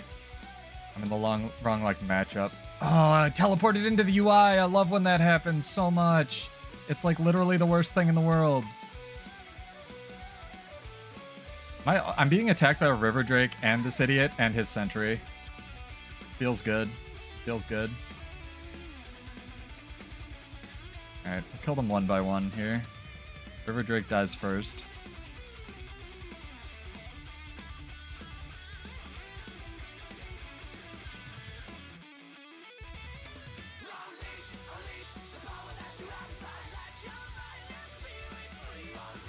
Dang, he's letting me kill this sentry. Okay. Okay. Okay.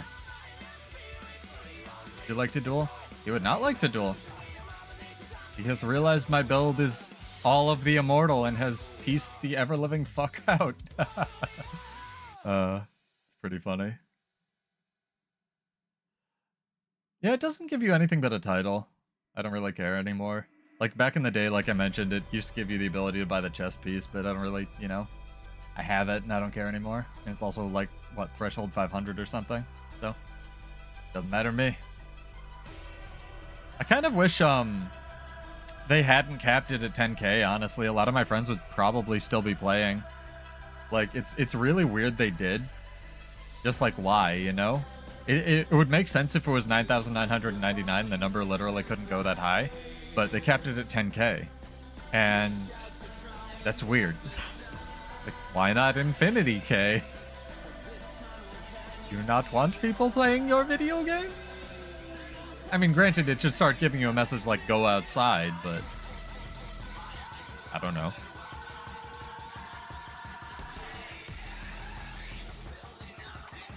Build is so cool.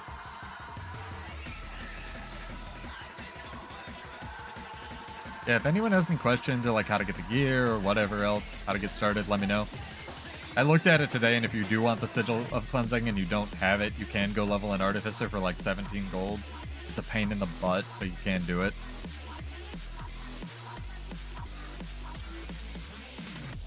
Can I get this Goliath? Goliath. You running. They running. Goliath's probably non-gendered. Levels pips faster. Yeah, it makes sense. It's weird that the reward for playing World vs. World is you don't have to play World vs. World for as long, right? We also used to have that conversation a lot. Where it's like, what's the reward for this? Oh, you don't have to do it as much. Huh? It's the thing I enjoy.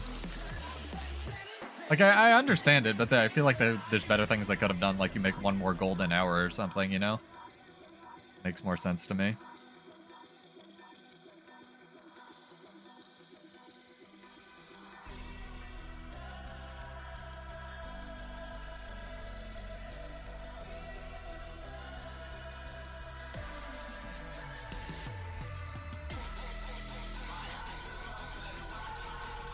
The Doliac.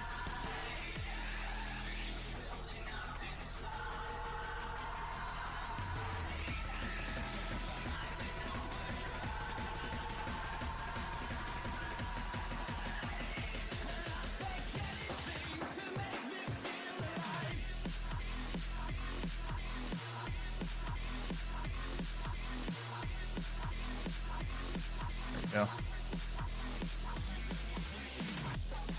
That strike is such a cool skill, the 5. It also gives you a lot of fury on this build, which you can extend with the dodge.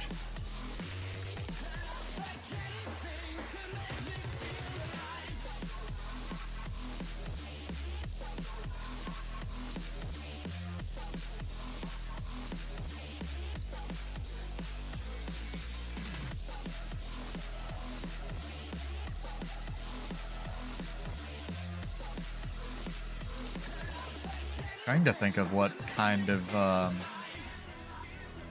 Hondi Druid I'm going to try to spec out.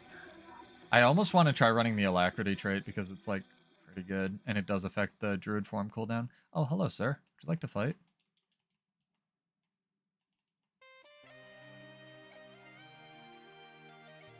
Wouldn't. I have a ranged weapon too, sir.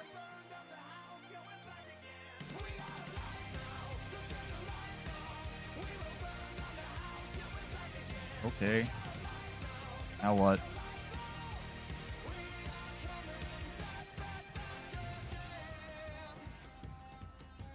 Good talk. Me too.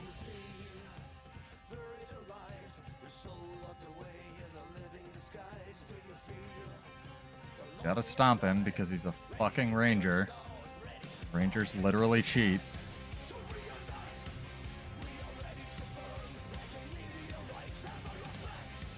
Shout out to Slade. This build was, I guess, subconsciously probably a little bit inspired by him. I might ask him if he wants to do like an interview or something, because he was the guy with the most legendaries who actually just...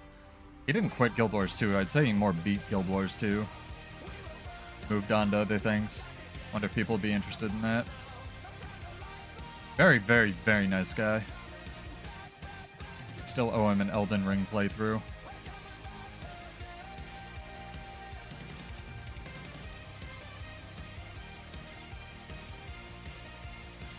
You can even extend your stability. I just realized that. That's crazy. This build is nutso.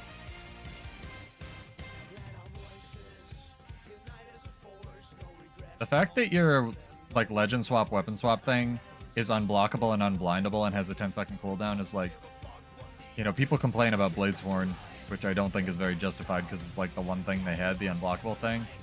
No gathering tools equipped. Well, aren't I a scrub?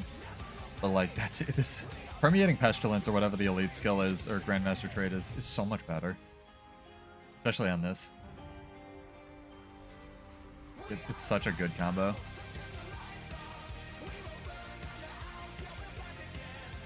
Very strong.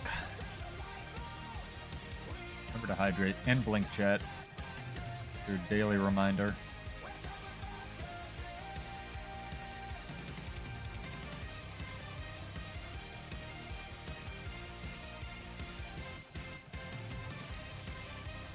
The skirmish chests are great though, because you can just sit on them and then like use them when you need to get masteries or whatever on a character.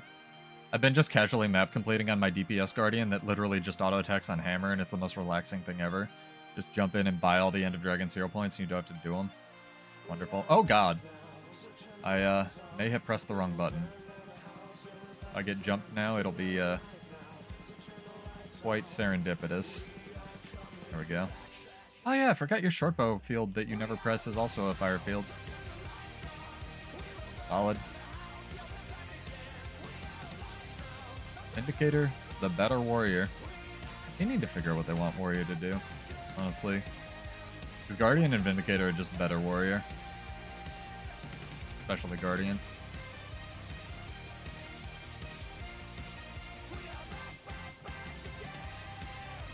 Oh, it's a different Revenant?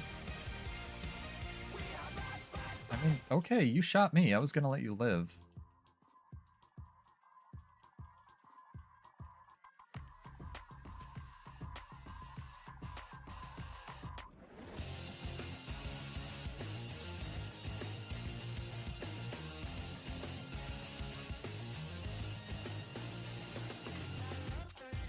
Can I not be stunned forever? I'd like to play the video game at some point. Oh my god, that was so much CC. I actually died. I'm astonished. That Necro had hella boon corruption. I was standing in my stab field and it did not matter.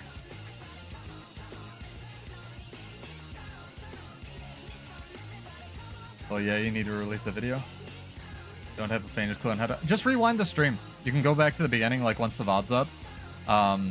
I did a little intro recording thing. I can run down, like, the 3 combos that I would know how to, like, try to know how to do. So, number 1, you want to start in, like, Mace, Sword, Malix a lot of the time. And I'll go to, I'll let you ask me questions and stuff, but yeah, I'll put the video up soon. Oops. The wrong thing that looks like a gobbler.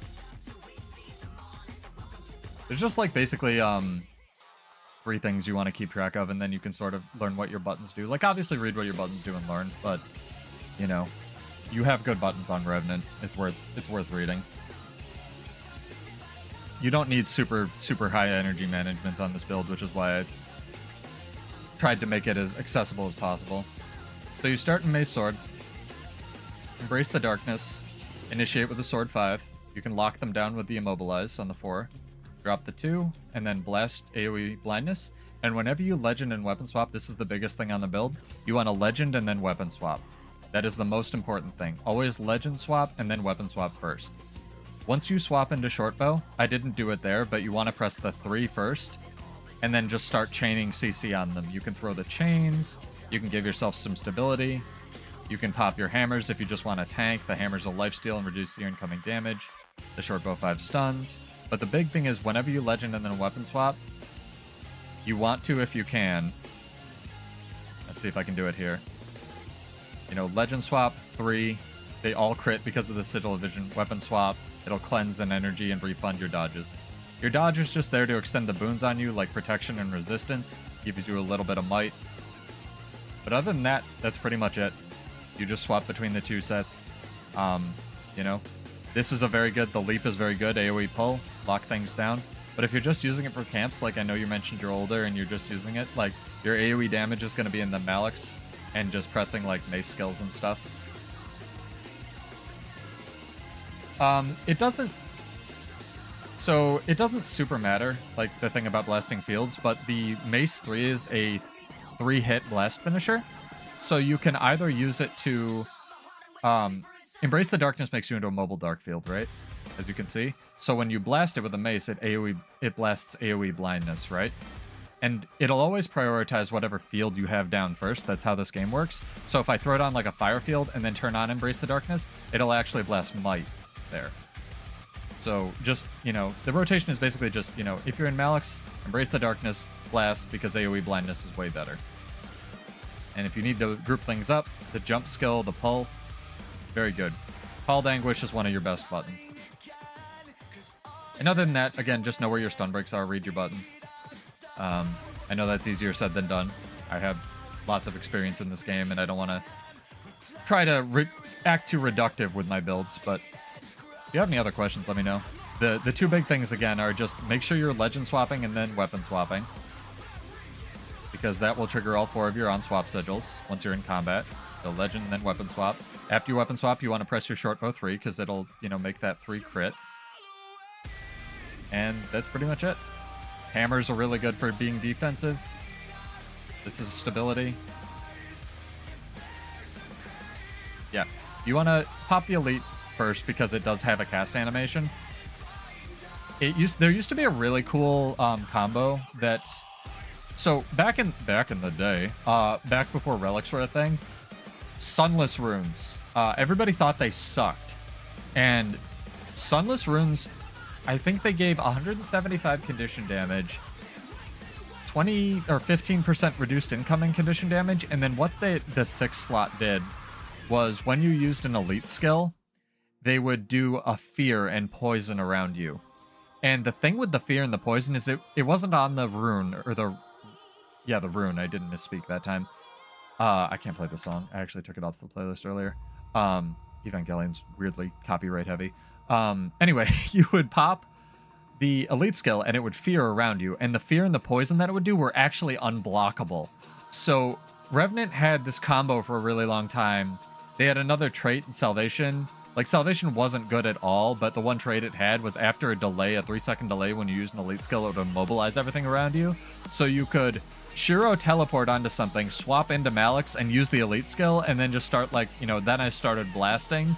And you would do every condition in the game with a delay on your immobilize. And it was so strong. And the fear and the poison would be unblockable. So it would go through, like, everything. So you could just jump on someone from space and, like, Condi nuke them. It was awful, but they actually nerfed Sunless Runes in PvP for that reason, because the unblockable fear was way too strong. But if you didn't know, that's actually a really good trivia question, but I'll tell people now. Most of the fears, if not... Dude, these teleporting Doliacs this week, man. Thankfully, that one's on our side. Most of the fears in this game, the condition fear, are unblockable. There's like one that isn't or something.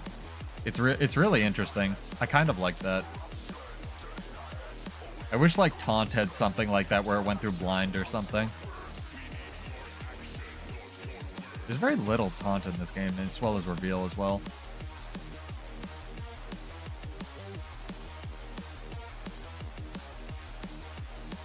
See what else we can do. We should try to solo take a tower as the last thing we do, right? Towers on desert are extra hard, so let's go for it. This build is so tanky, though. There's so much you can do with it, so much CC. It's basically Warrior, but you just have access to your buttons all the time. That's one of Revenant's key strengths, is you basically can choose what... You don't get to just roll through your utilities. Like, you can't use them blindly because of the energy costs, right? But you have access to a good suite of utilities almost all the time. If you're looking at that build is the exotic version. So I would use leadership runes instead. But that build has firework runes on it because they're cheaper and you can buy them from the trading post. So again, that's my accessibility build for people who want to run it with exotic gear. I'll try to... I think you clicked on the wrong one. I'll try to make you the right one here. There you go. That's the one if you have access to Ascended and stuff. It's got slightly different sigils, slightly different food, and slightly different runes.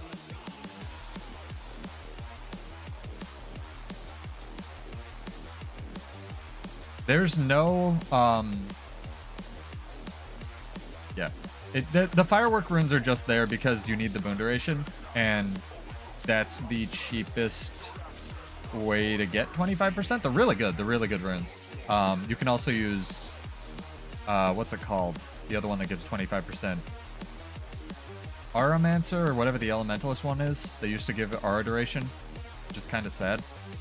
But those give vitality, which is kind of a garbage stat. I really wish they'd put a, you know, plus 25 or 75 Condi, or 175 Condi plus 25% boon duration in the game, but there isn't one. Is this a guy? Does he want to fight? Am I in the wrong legend? I am.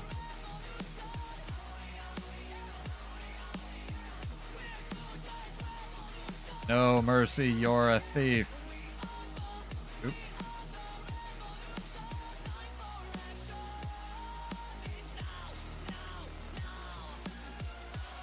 There, I need to press the stun break button.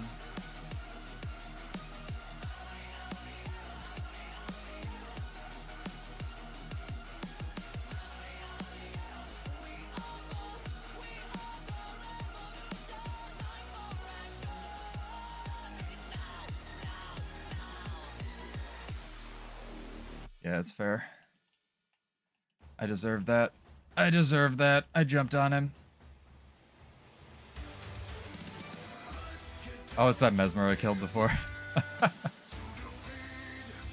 Whack. Bro, Blackgate guy, you're just gonna die too. Doesn't he know? He should have been helping me. Gonna peace out? I wanna watch this. Like one of the 2 times I've died tonight. I wanna watch this shit. Yeah, they're just gonna roll up on him. Blackgate guy, you should have been helping me. You could have teamed up. I was trying to jump on the guy that was stomping you.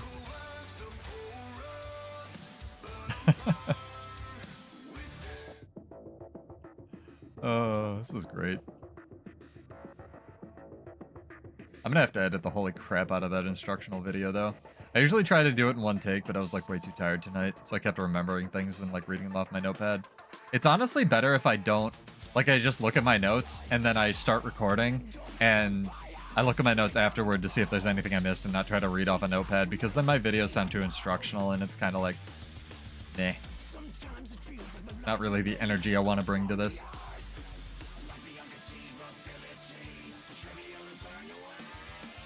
Yeah, if you have any more questions, let me know. Don't feel like you're bothering me. I'm literally streaming because I want to answer build questions. I love this crap.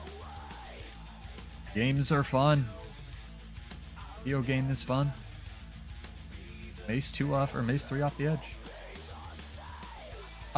No, but you don't have to buy the +9 Anagrany infusions that have the stats.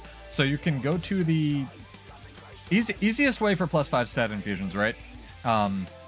If you're not just going to, like, you get one from the and first off, the stats are the infusions are not mandatory. If you're gonna get anything from the +5 stat infusions, get the 2 concentration ones, because that will chunk your boon duration up like 1/4 a second. And I'm not sure if boon duration rounds, but it says it does on the tooltip, so for all intents and purposes it does.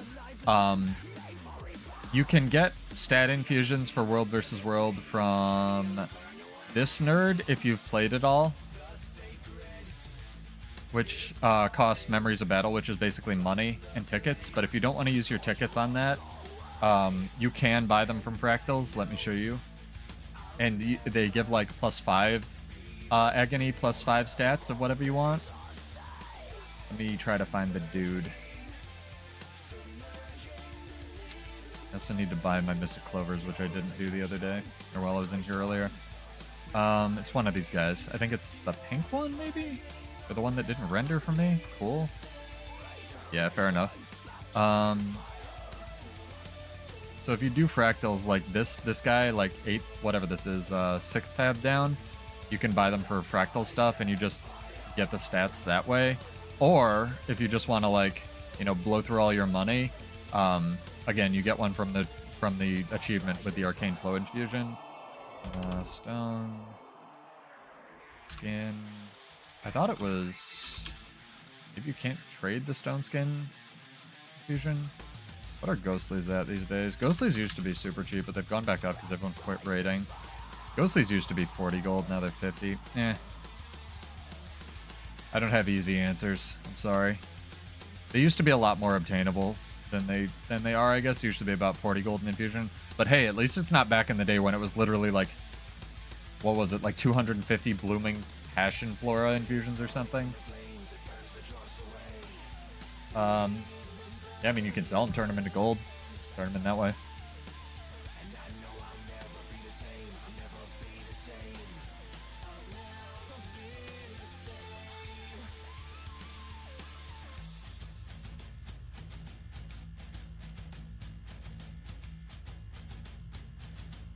There might be another way if you go to like the trading post. If you do a lot of Icebrood Saga, I think you can buy the stone skin infusions, although those make you kind of look hideous. They make your eyes glow though. It's kind of cool. Build's so cool. Go for another. Oh god, it's almost midnight, chat. Gowang's been keeping me up. Good. Love answering questions, but I have to pretend to have a normal sleep schedule, or I will literally never go to sleep. Q4 sucks. Talking about it earlier for web designs. One of the downsides, I can work from home, but I gotta set my own hours and I gotta stick to them, or else I'll get behind. So, it is what it is. It's been a lot of fun. If you have any questions about the build, let me know. Go for a few more minutes. Man, team chat is like so weird sometimes when you look at it. And I take solace in the fact that it's weird on every server. And every server has like the one troll, which is really funny. There's always one that comes out on top. Like kind of a beautiful thing in a horrible way.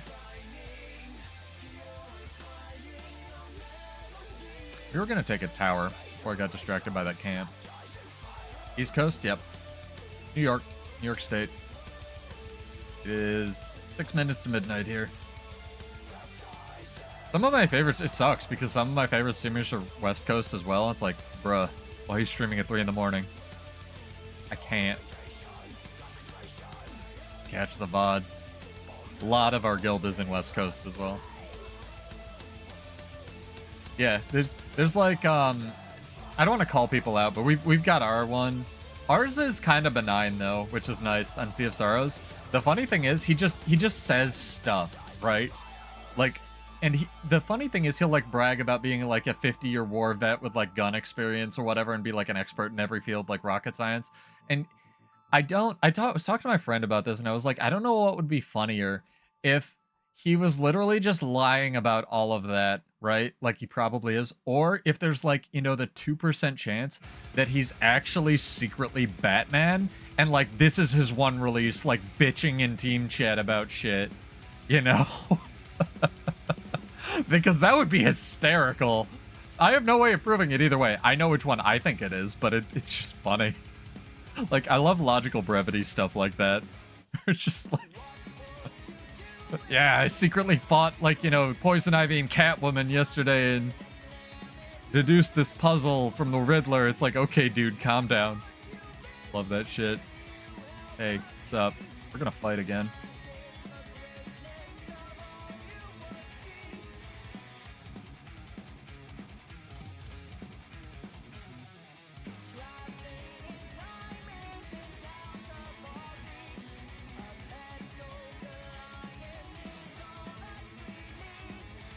Dude have stability.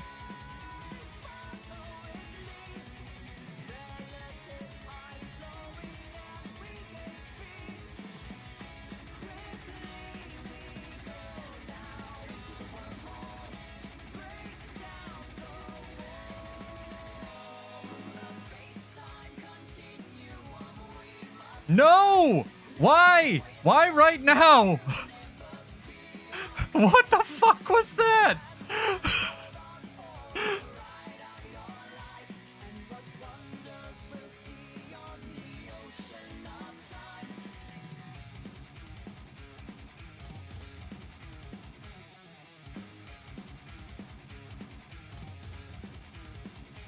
Literally the worst time for whatever that was.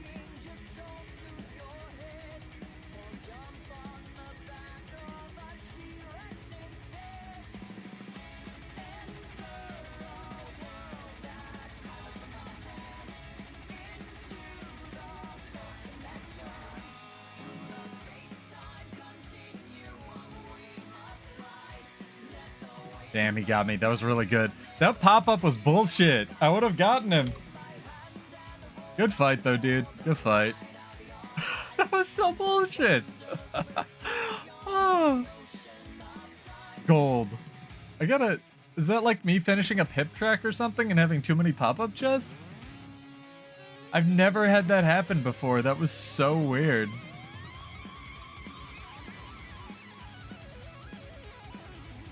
That man knew his buttons. That's the first Spectre I've seen that actually, like, had enough Condi Cleanse to deal with me. That was really good. I like his build. Props to you, dude. I could not chain CC you hard enough.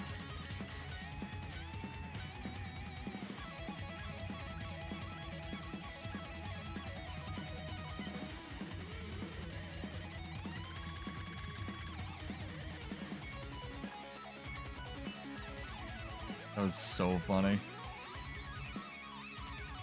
Alright, where are we going? I want to take a tower. Go to bed. Oh, late. Sorry. No, it's okay. I'm gonna log off soon too. Thank you so much, Showing. Have a wonderful night. It's a lot of fun. I'm still gonna try to take this tower though. See, we'll see.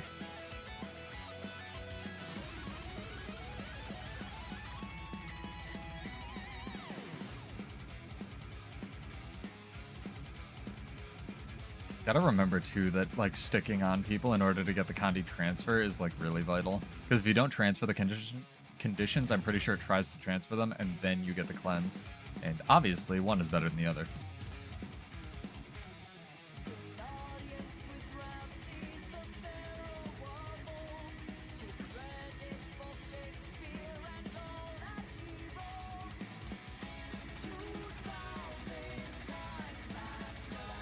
One more run at this tower.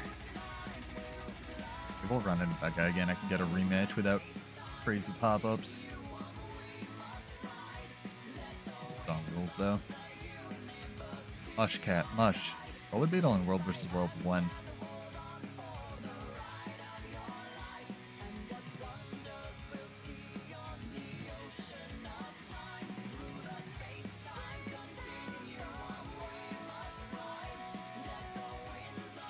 Do I have guild catas? Not. The problem. A few in here.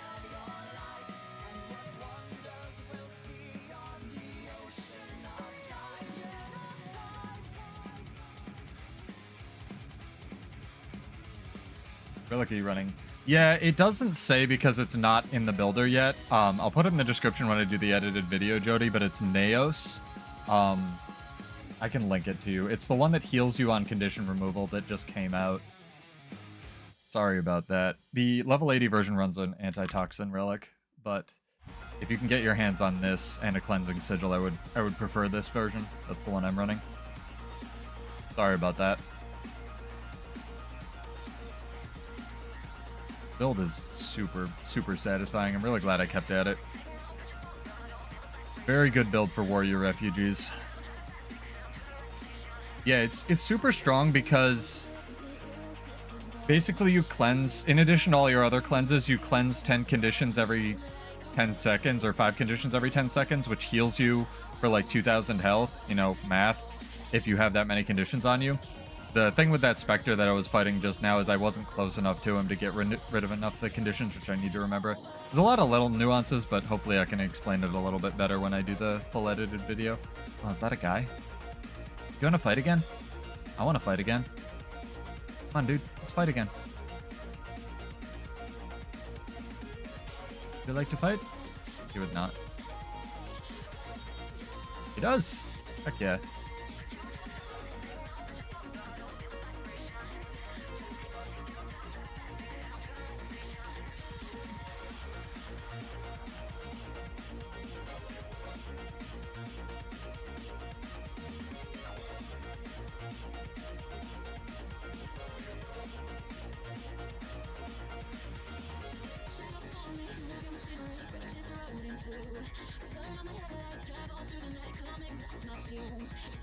Dude, this guy's chain CC is so strong. I love it so much.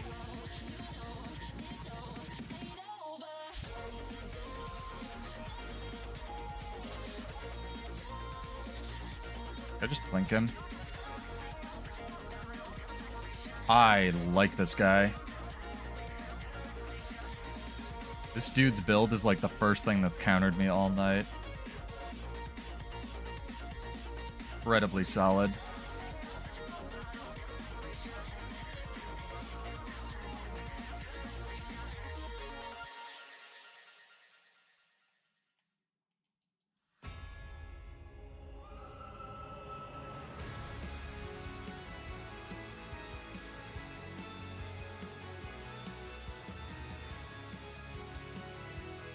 Look at how he's kiting with the sword. This dude is awesome, man. I love your thief build. I think I was just like glitched or something in the air, but that was weird.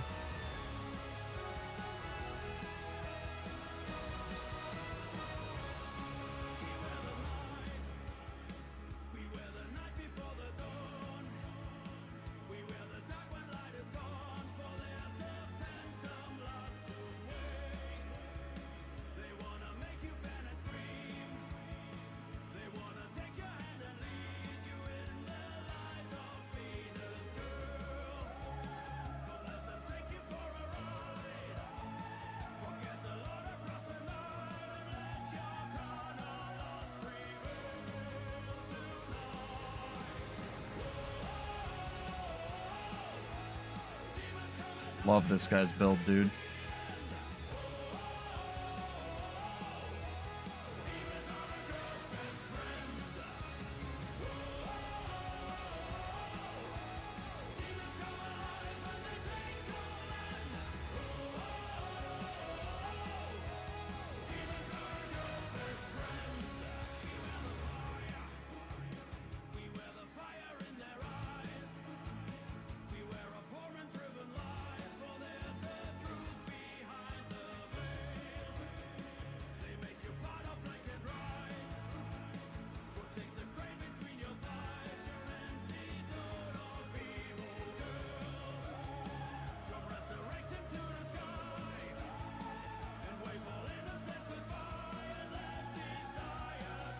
You get my heal skill?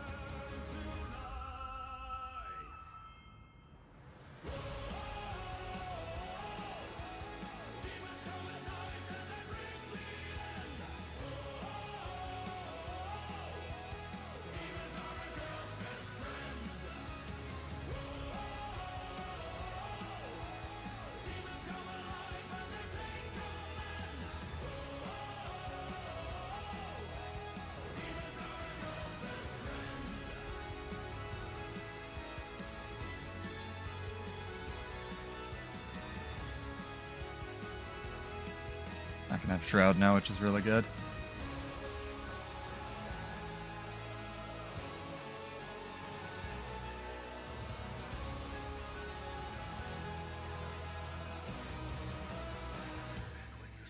Keep getting like this weird thief days stun thing happen to me.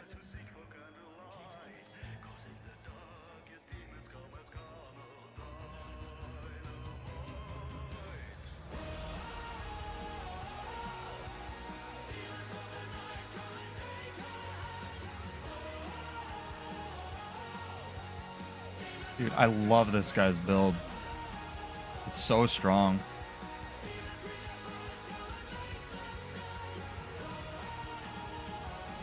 It's like the opposite of mine, where his is all kite, mine is all tank.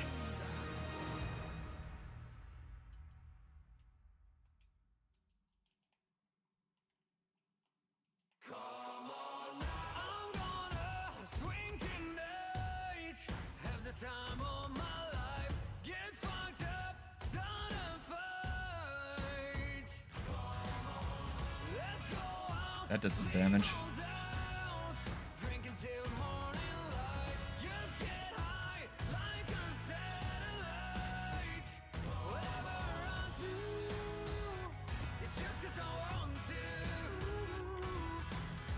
How does he have barrier? Oh, he's running the support barrier trait. That's so sick.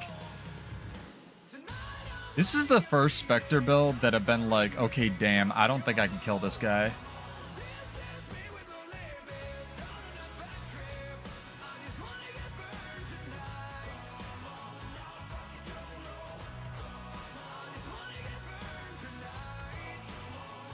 Alright, we're gonna try something else here.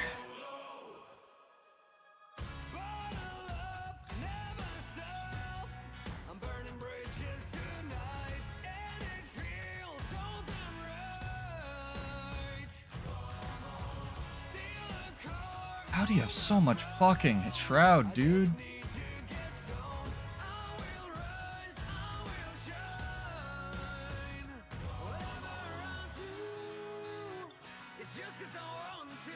Okay. Oh, I was backing off. I was gonna like let him have it. We're gonna do this forever, I guess. It's me and this guy locked in a turtle combat. Every time I back off, I think he's like done fighting. He like nukes me, so I gotta stop doing that.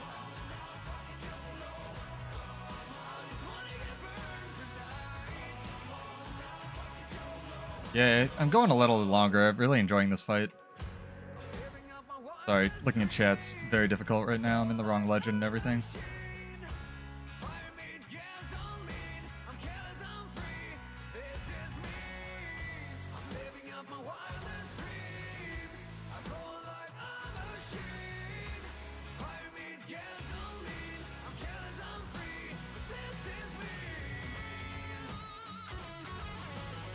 Bro, this guy.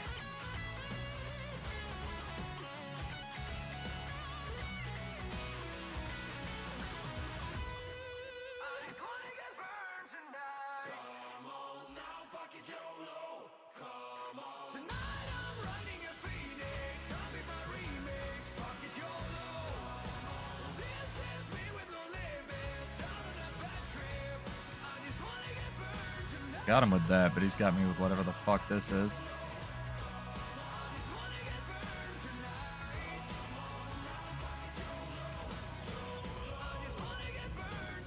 Fuck off.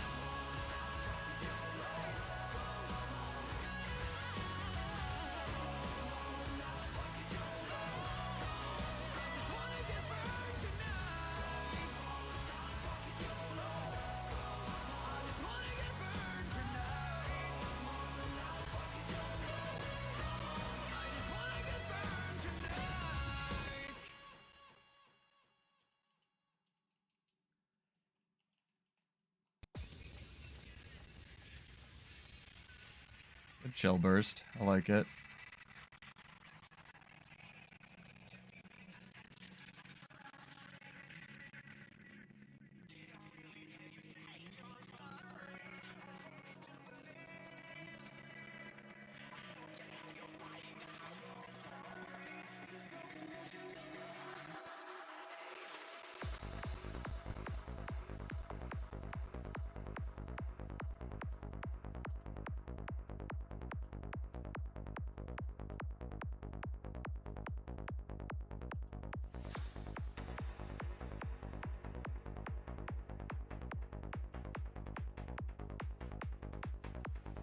Alright, I'm done with this. He's proved his point. Boring. You win, sir. One tie and one defeat. I'll take it.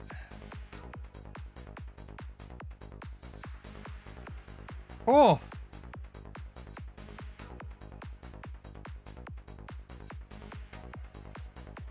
Yeah, if you want to run... Hey, Patrick, what's up? Sorry, I was, like, in the middle of fighting. If you want to run the first two in Vindicator, you can run Alliance Stance and, like, drop Dwarf, and it's a lot... Like, you can, kite a little bit better because the Alliance Stance has a little bit more mobility. The thing with that is you lose... you have to know how to run it, right? So you need to know what your buttons do a lot more, and the optimal way to do it is actually to swap into Alliance Stance while you have the blue one, the defense one, and then swap the blue one to your offense, so you double proc the 2 trait, right? That gives you might and regen, and then you basically swap out of the offensive dude, the orange one, into blue guy before you legend swap again, and that's like too much for a lot of people who don't Vindicator, so I wanted to keep it simple. But yeah, I mentioned that at the beginning of the stream, and I'll hopefully include that in my edited video. That's like, you can definitely do that. That Spectre had his kiting down. I really like his, like what he was running. Very, very, very cool. Yeah, people have questions, let me know. I might call it here in a bit. I was trying to take a tower, but I don't know if that's going to happen to wrap things up.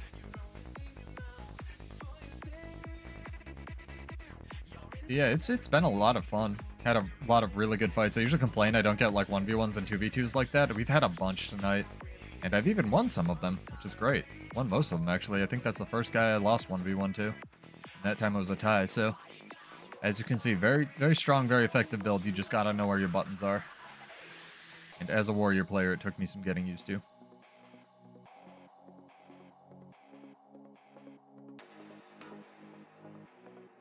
Something I could have tried, well, it probably wouldn't have mattered as much for fighting that Spectre because he had so much barrier. But if you're fighting multiple people, you can actually try pulling a lot of the conditions off your allies and then, you know, legend weapon swapping because that'll transfer a lot of them. And you'll heal for all of that. So it's a sort of roundabout way of Condi nuking. It's one of the combos that's still built into Malix that is still pretty solid.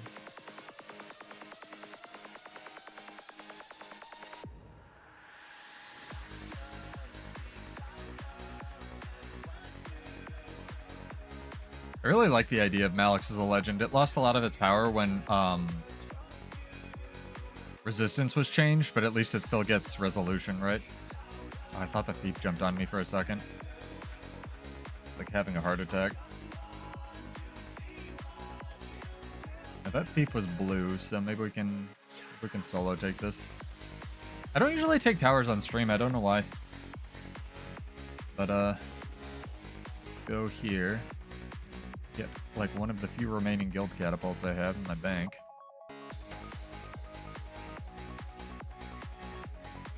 Show off some catapult spots.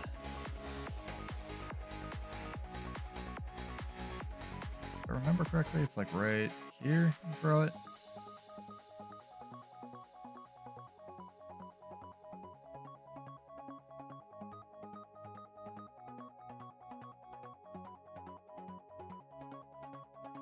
Yeah, the Alliance stance is cool because it obviously has kind of a hybrid between the Shiro skills, right? Like the Shiro has the offensive teleport and the rollback, and then like the Vindicator ones each have one of those basically. Offense and defense dash. Yeah, no worries, dude. I muted the music and went through the build a little bit earlier because I have to get the footage to edit into a video, but I do explain the whole build, so I hope you enjoy it. If you have any ideas on how I can improve them, let me know. I just gotta remember to like do all my little intro stuff. Yeah, the thing you want to remember is you can take advantage of all 4 sigils, right? So you can, you know, get into combat and then legend and then weapon swap and you trigger all 4. It's like super strong. And they actually changed it back so that that stayed in the game. When End of Dragons came out, that was actually removed, but they changed it back so that that would stay in the game. So they clearly want it to exist. There's actually a lot of classes. I kind of updated the quiz. There's a lot more classes than I thought that can basically do that. Basically, I think it's Mesmer, Ellie, and NG are the only ones that can't, because Ellie and NG are limited to 1 weapon, and Mesmer has no true transform.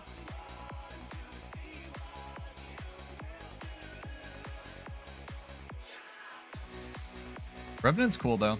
It doesn't have, like, it doesn't really have what I would call... Because you're limited via energy, right? So unless you build it up in 1 legend, you can't really, like, use a bunch of your skills. Like, I can't chain 2 of these leaps, right, really? Without building up energy.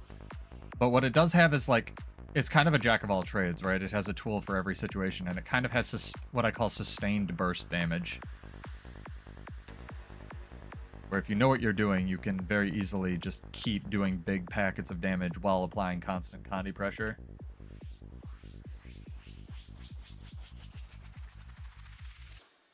I do wish the Sigils of Cleansing were a little bit more accessible to new people, though. I think it's so vital on this build. And I can't think of another Sigil that's... or another piece of gear that's that inaccessible and also that vital to a build, really. Would you like to fight again, Mesmer, dude?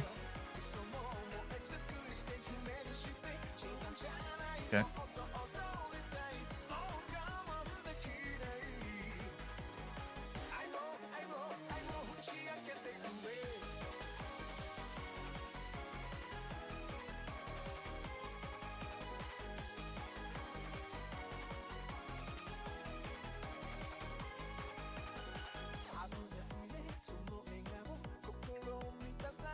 Not the one I want to target, game. The tab targeting in this game sucks butt, because if you target something and then you don't tab target, or you tab target away from it, it won't ever target the Mesmer again, for example, which really is just awful.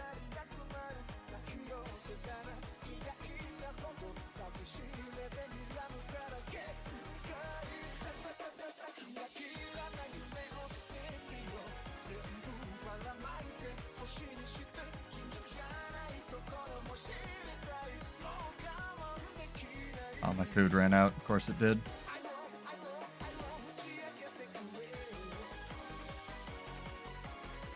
I killed this guy once. Can I do it without food?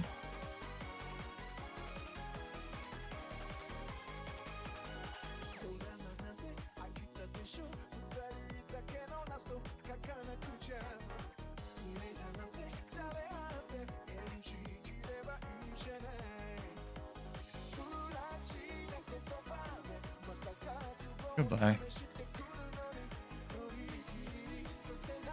Good fight.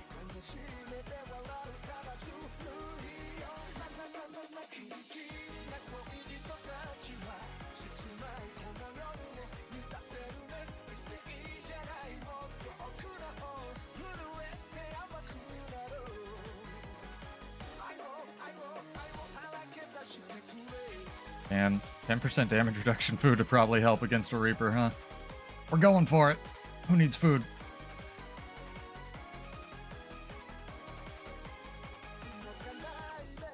What else helps against Reaper? CC. What I have boatloads of.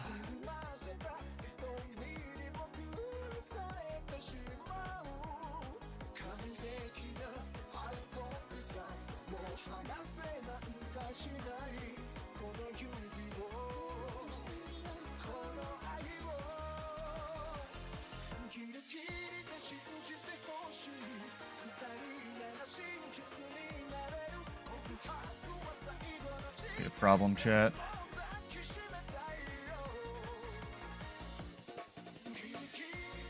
Jesus Christ, dude. They're so pissed. Why are you so pissed?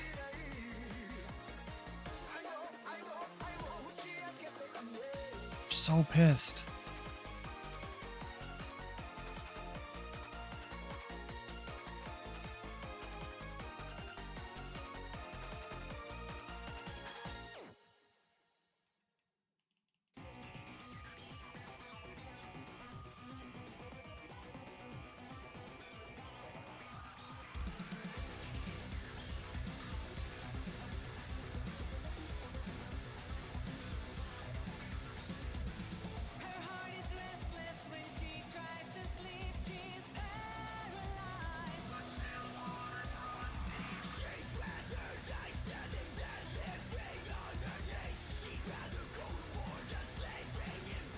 So pissed.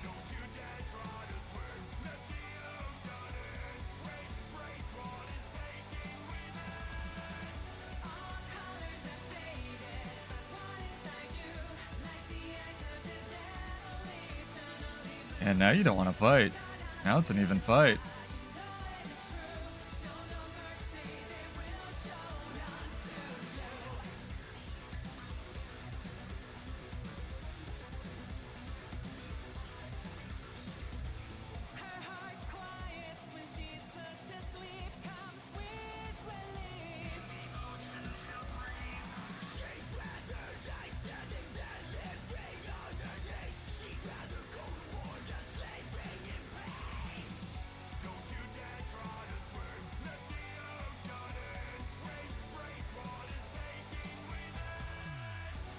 Oh, that was great.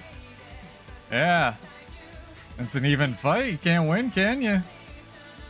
Oh, it's a beautiful kind of world versus world shit I'm into, chat. That was great. That's a good one to end on. Oh, man. I'm SotO. This is a Vindicator. This is Build Wars 2, and this is a broken build. Hopefully you've enjoyed it. If you have any questions about it, let me know. Drop me a line in the comments or in the VOD or whatever. I try to answer everything. But yeah, have a wonderful holiday. Have a great time. Enjoy jumping. And I will see you guys in Tyria. Cheers.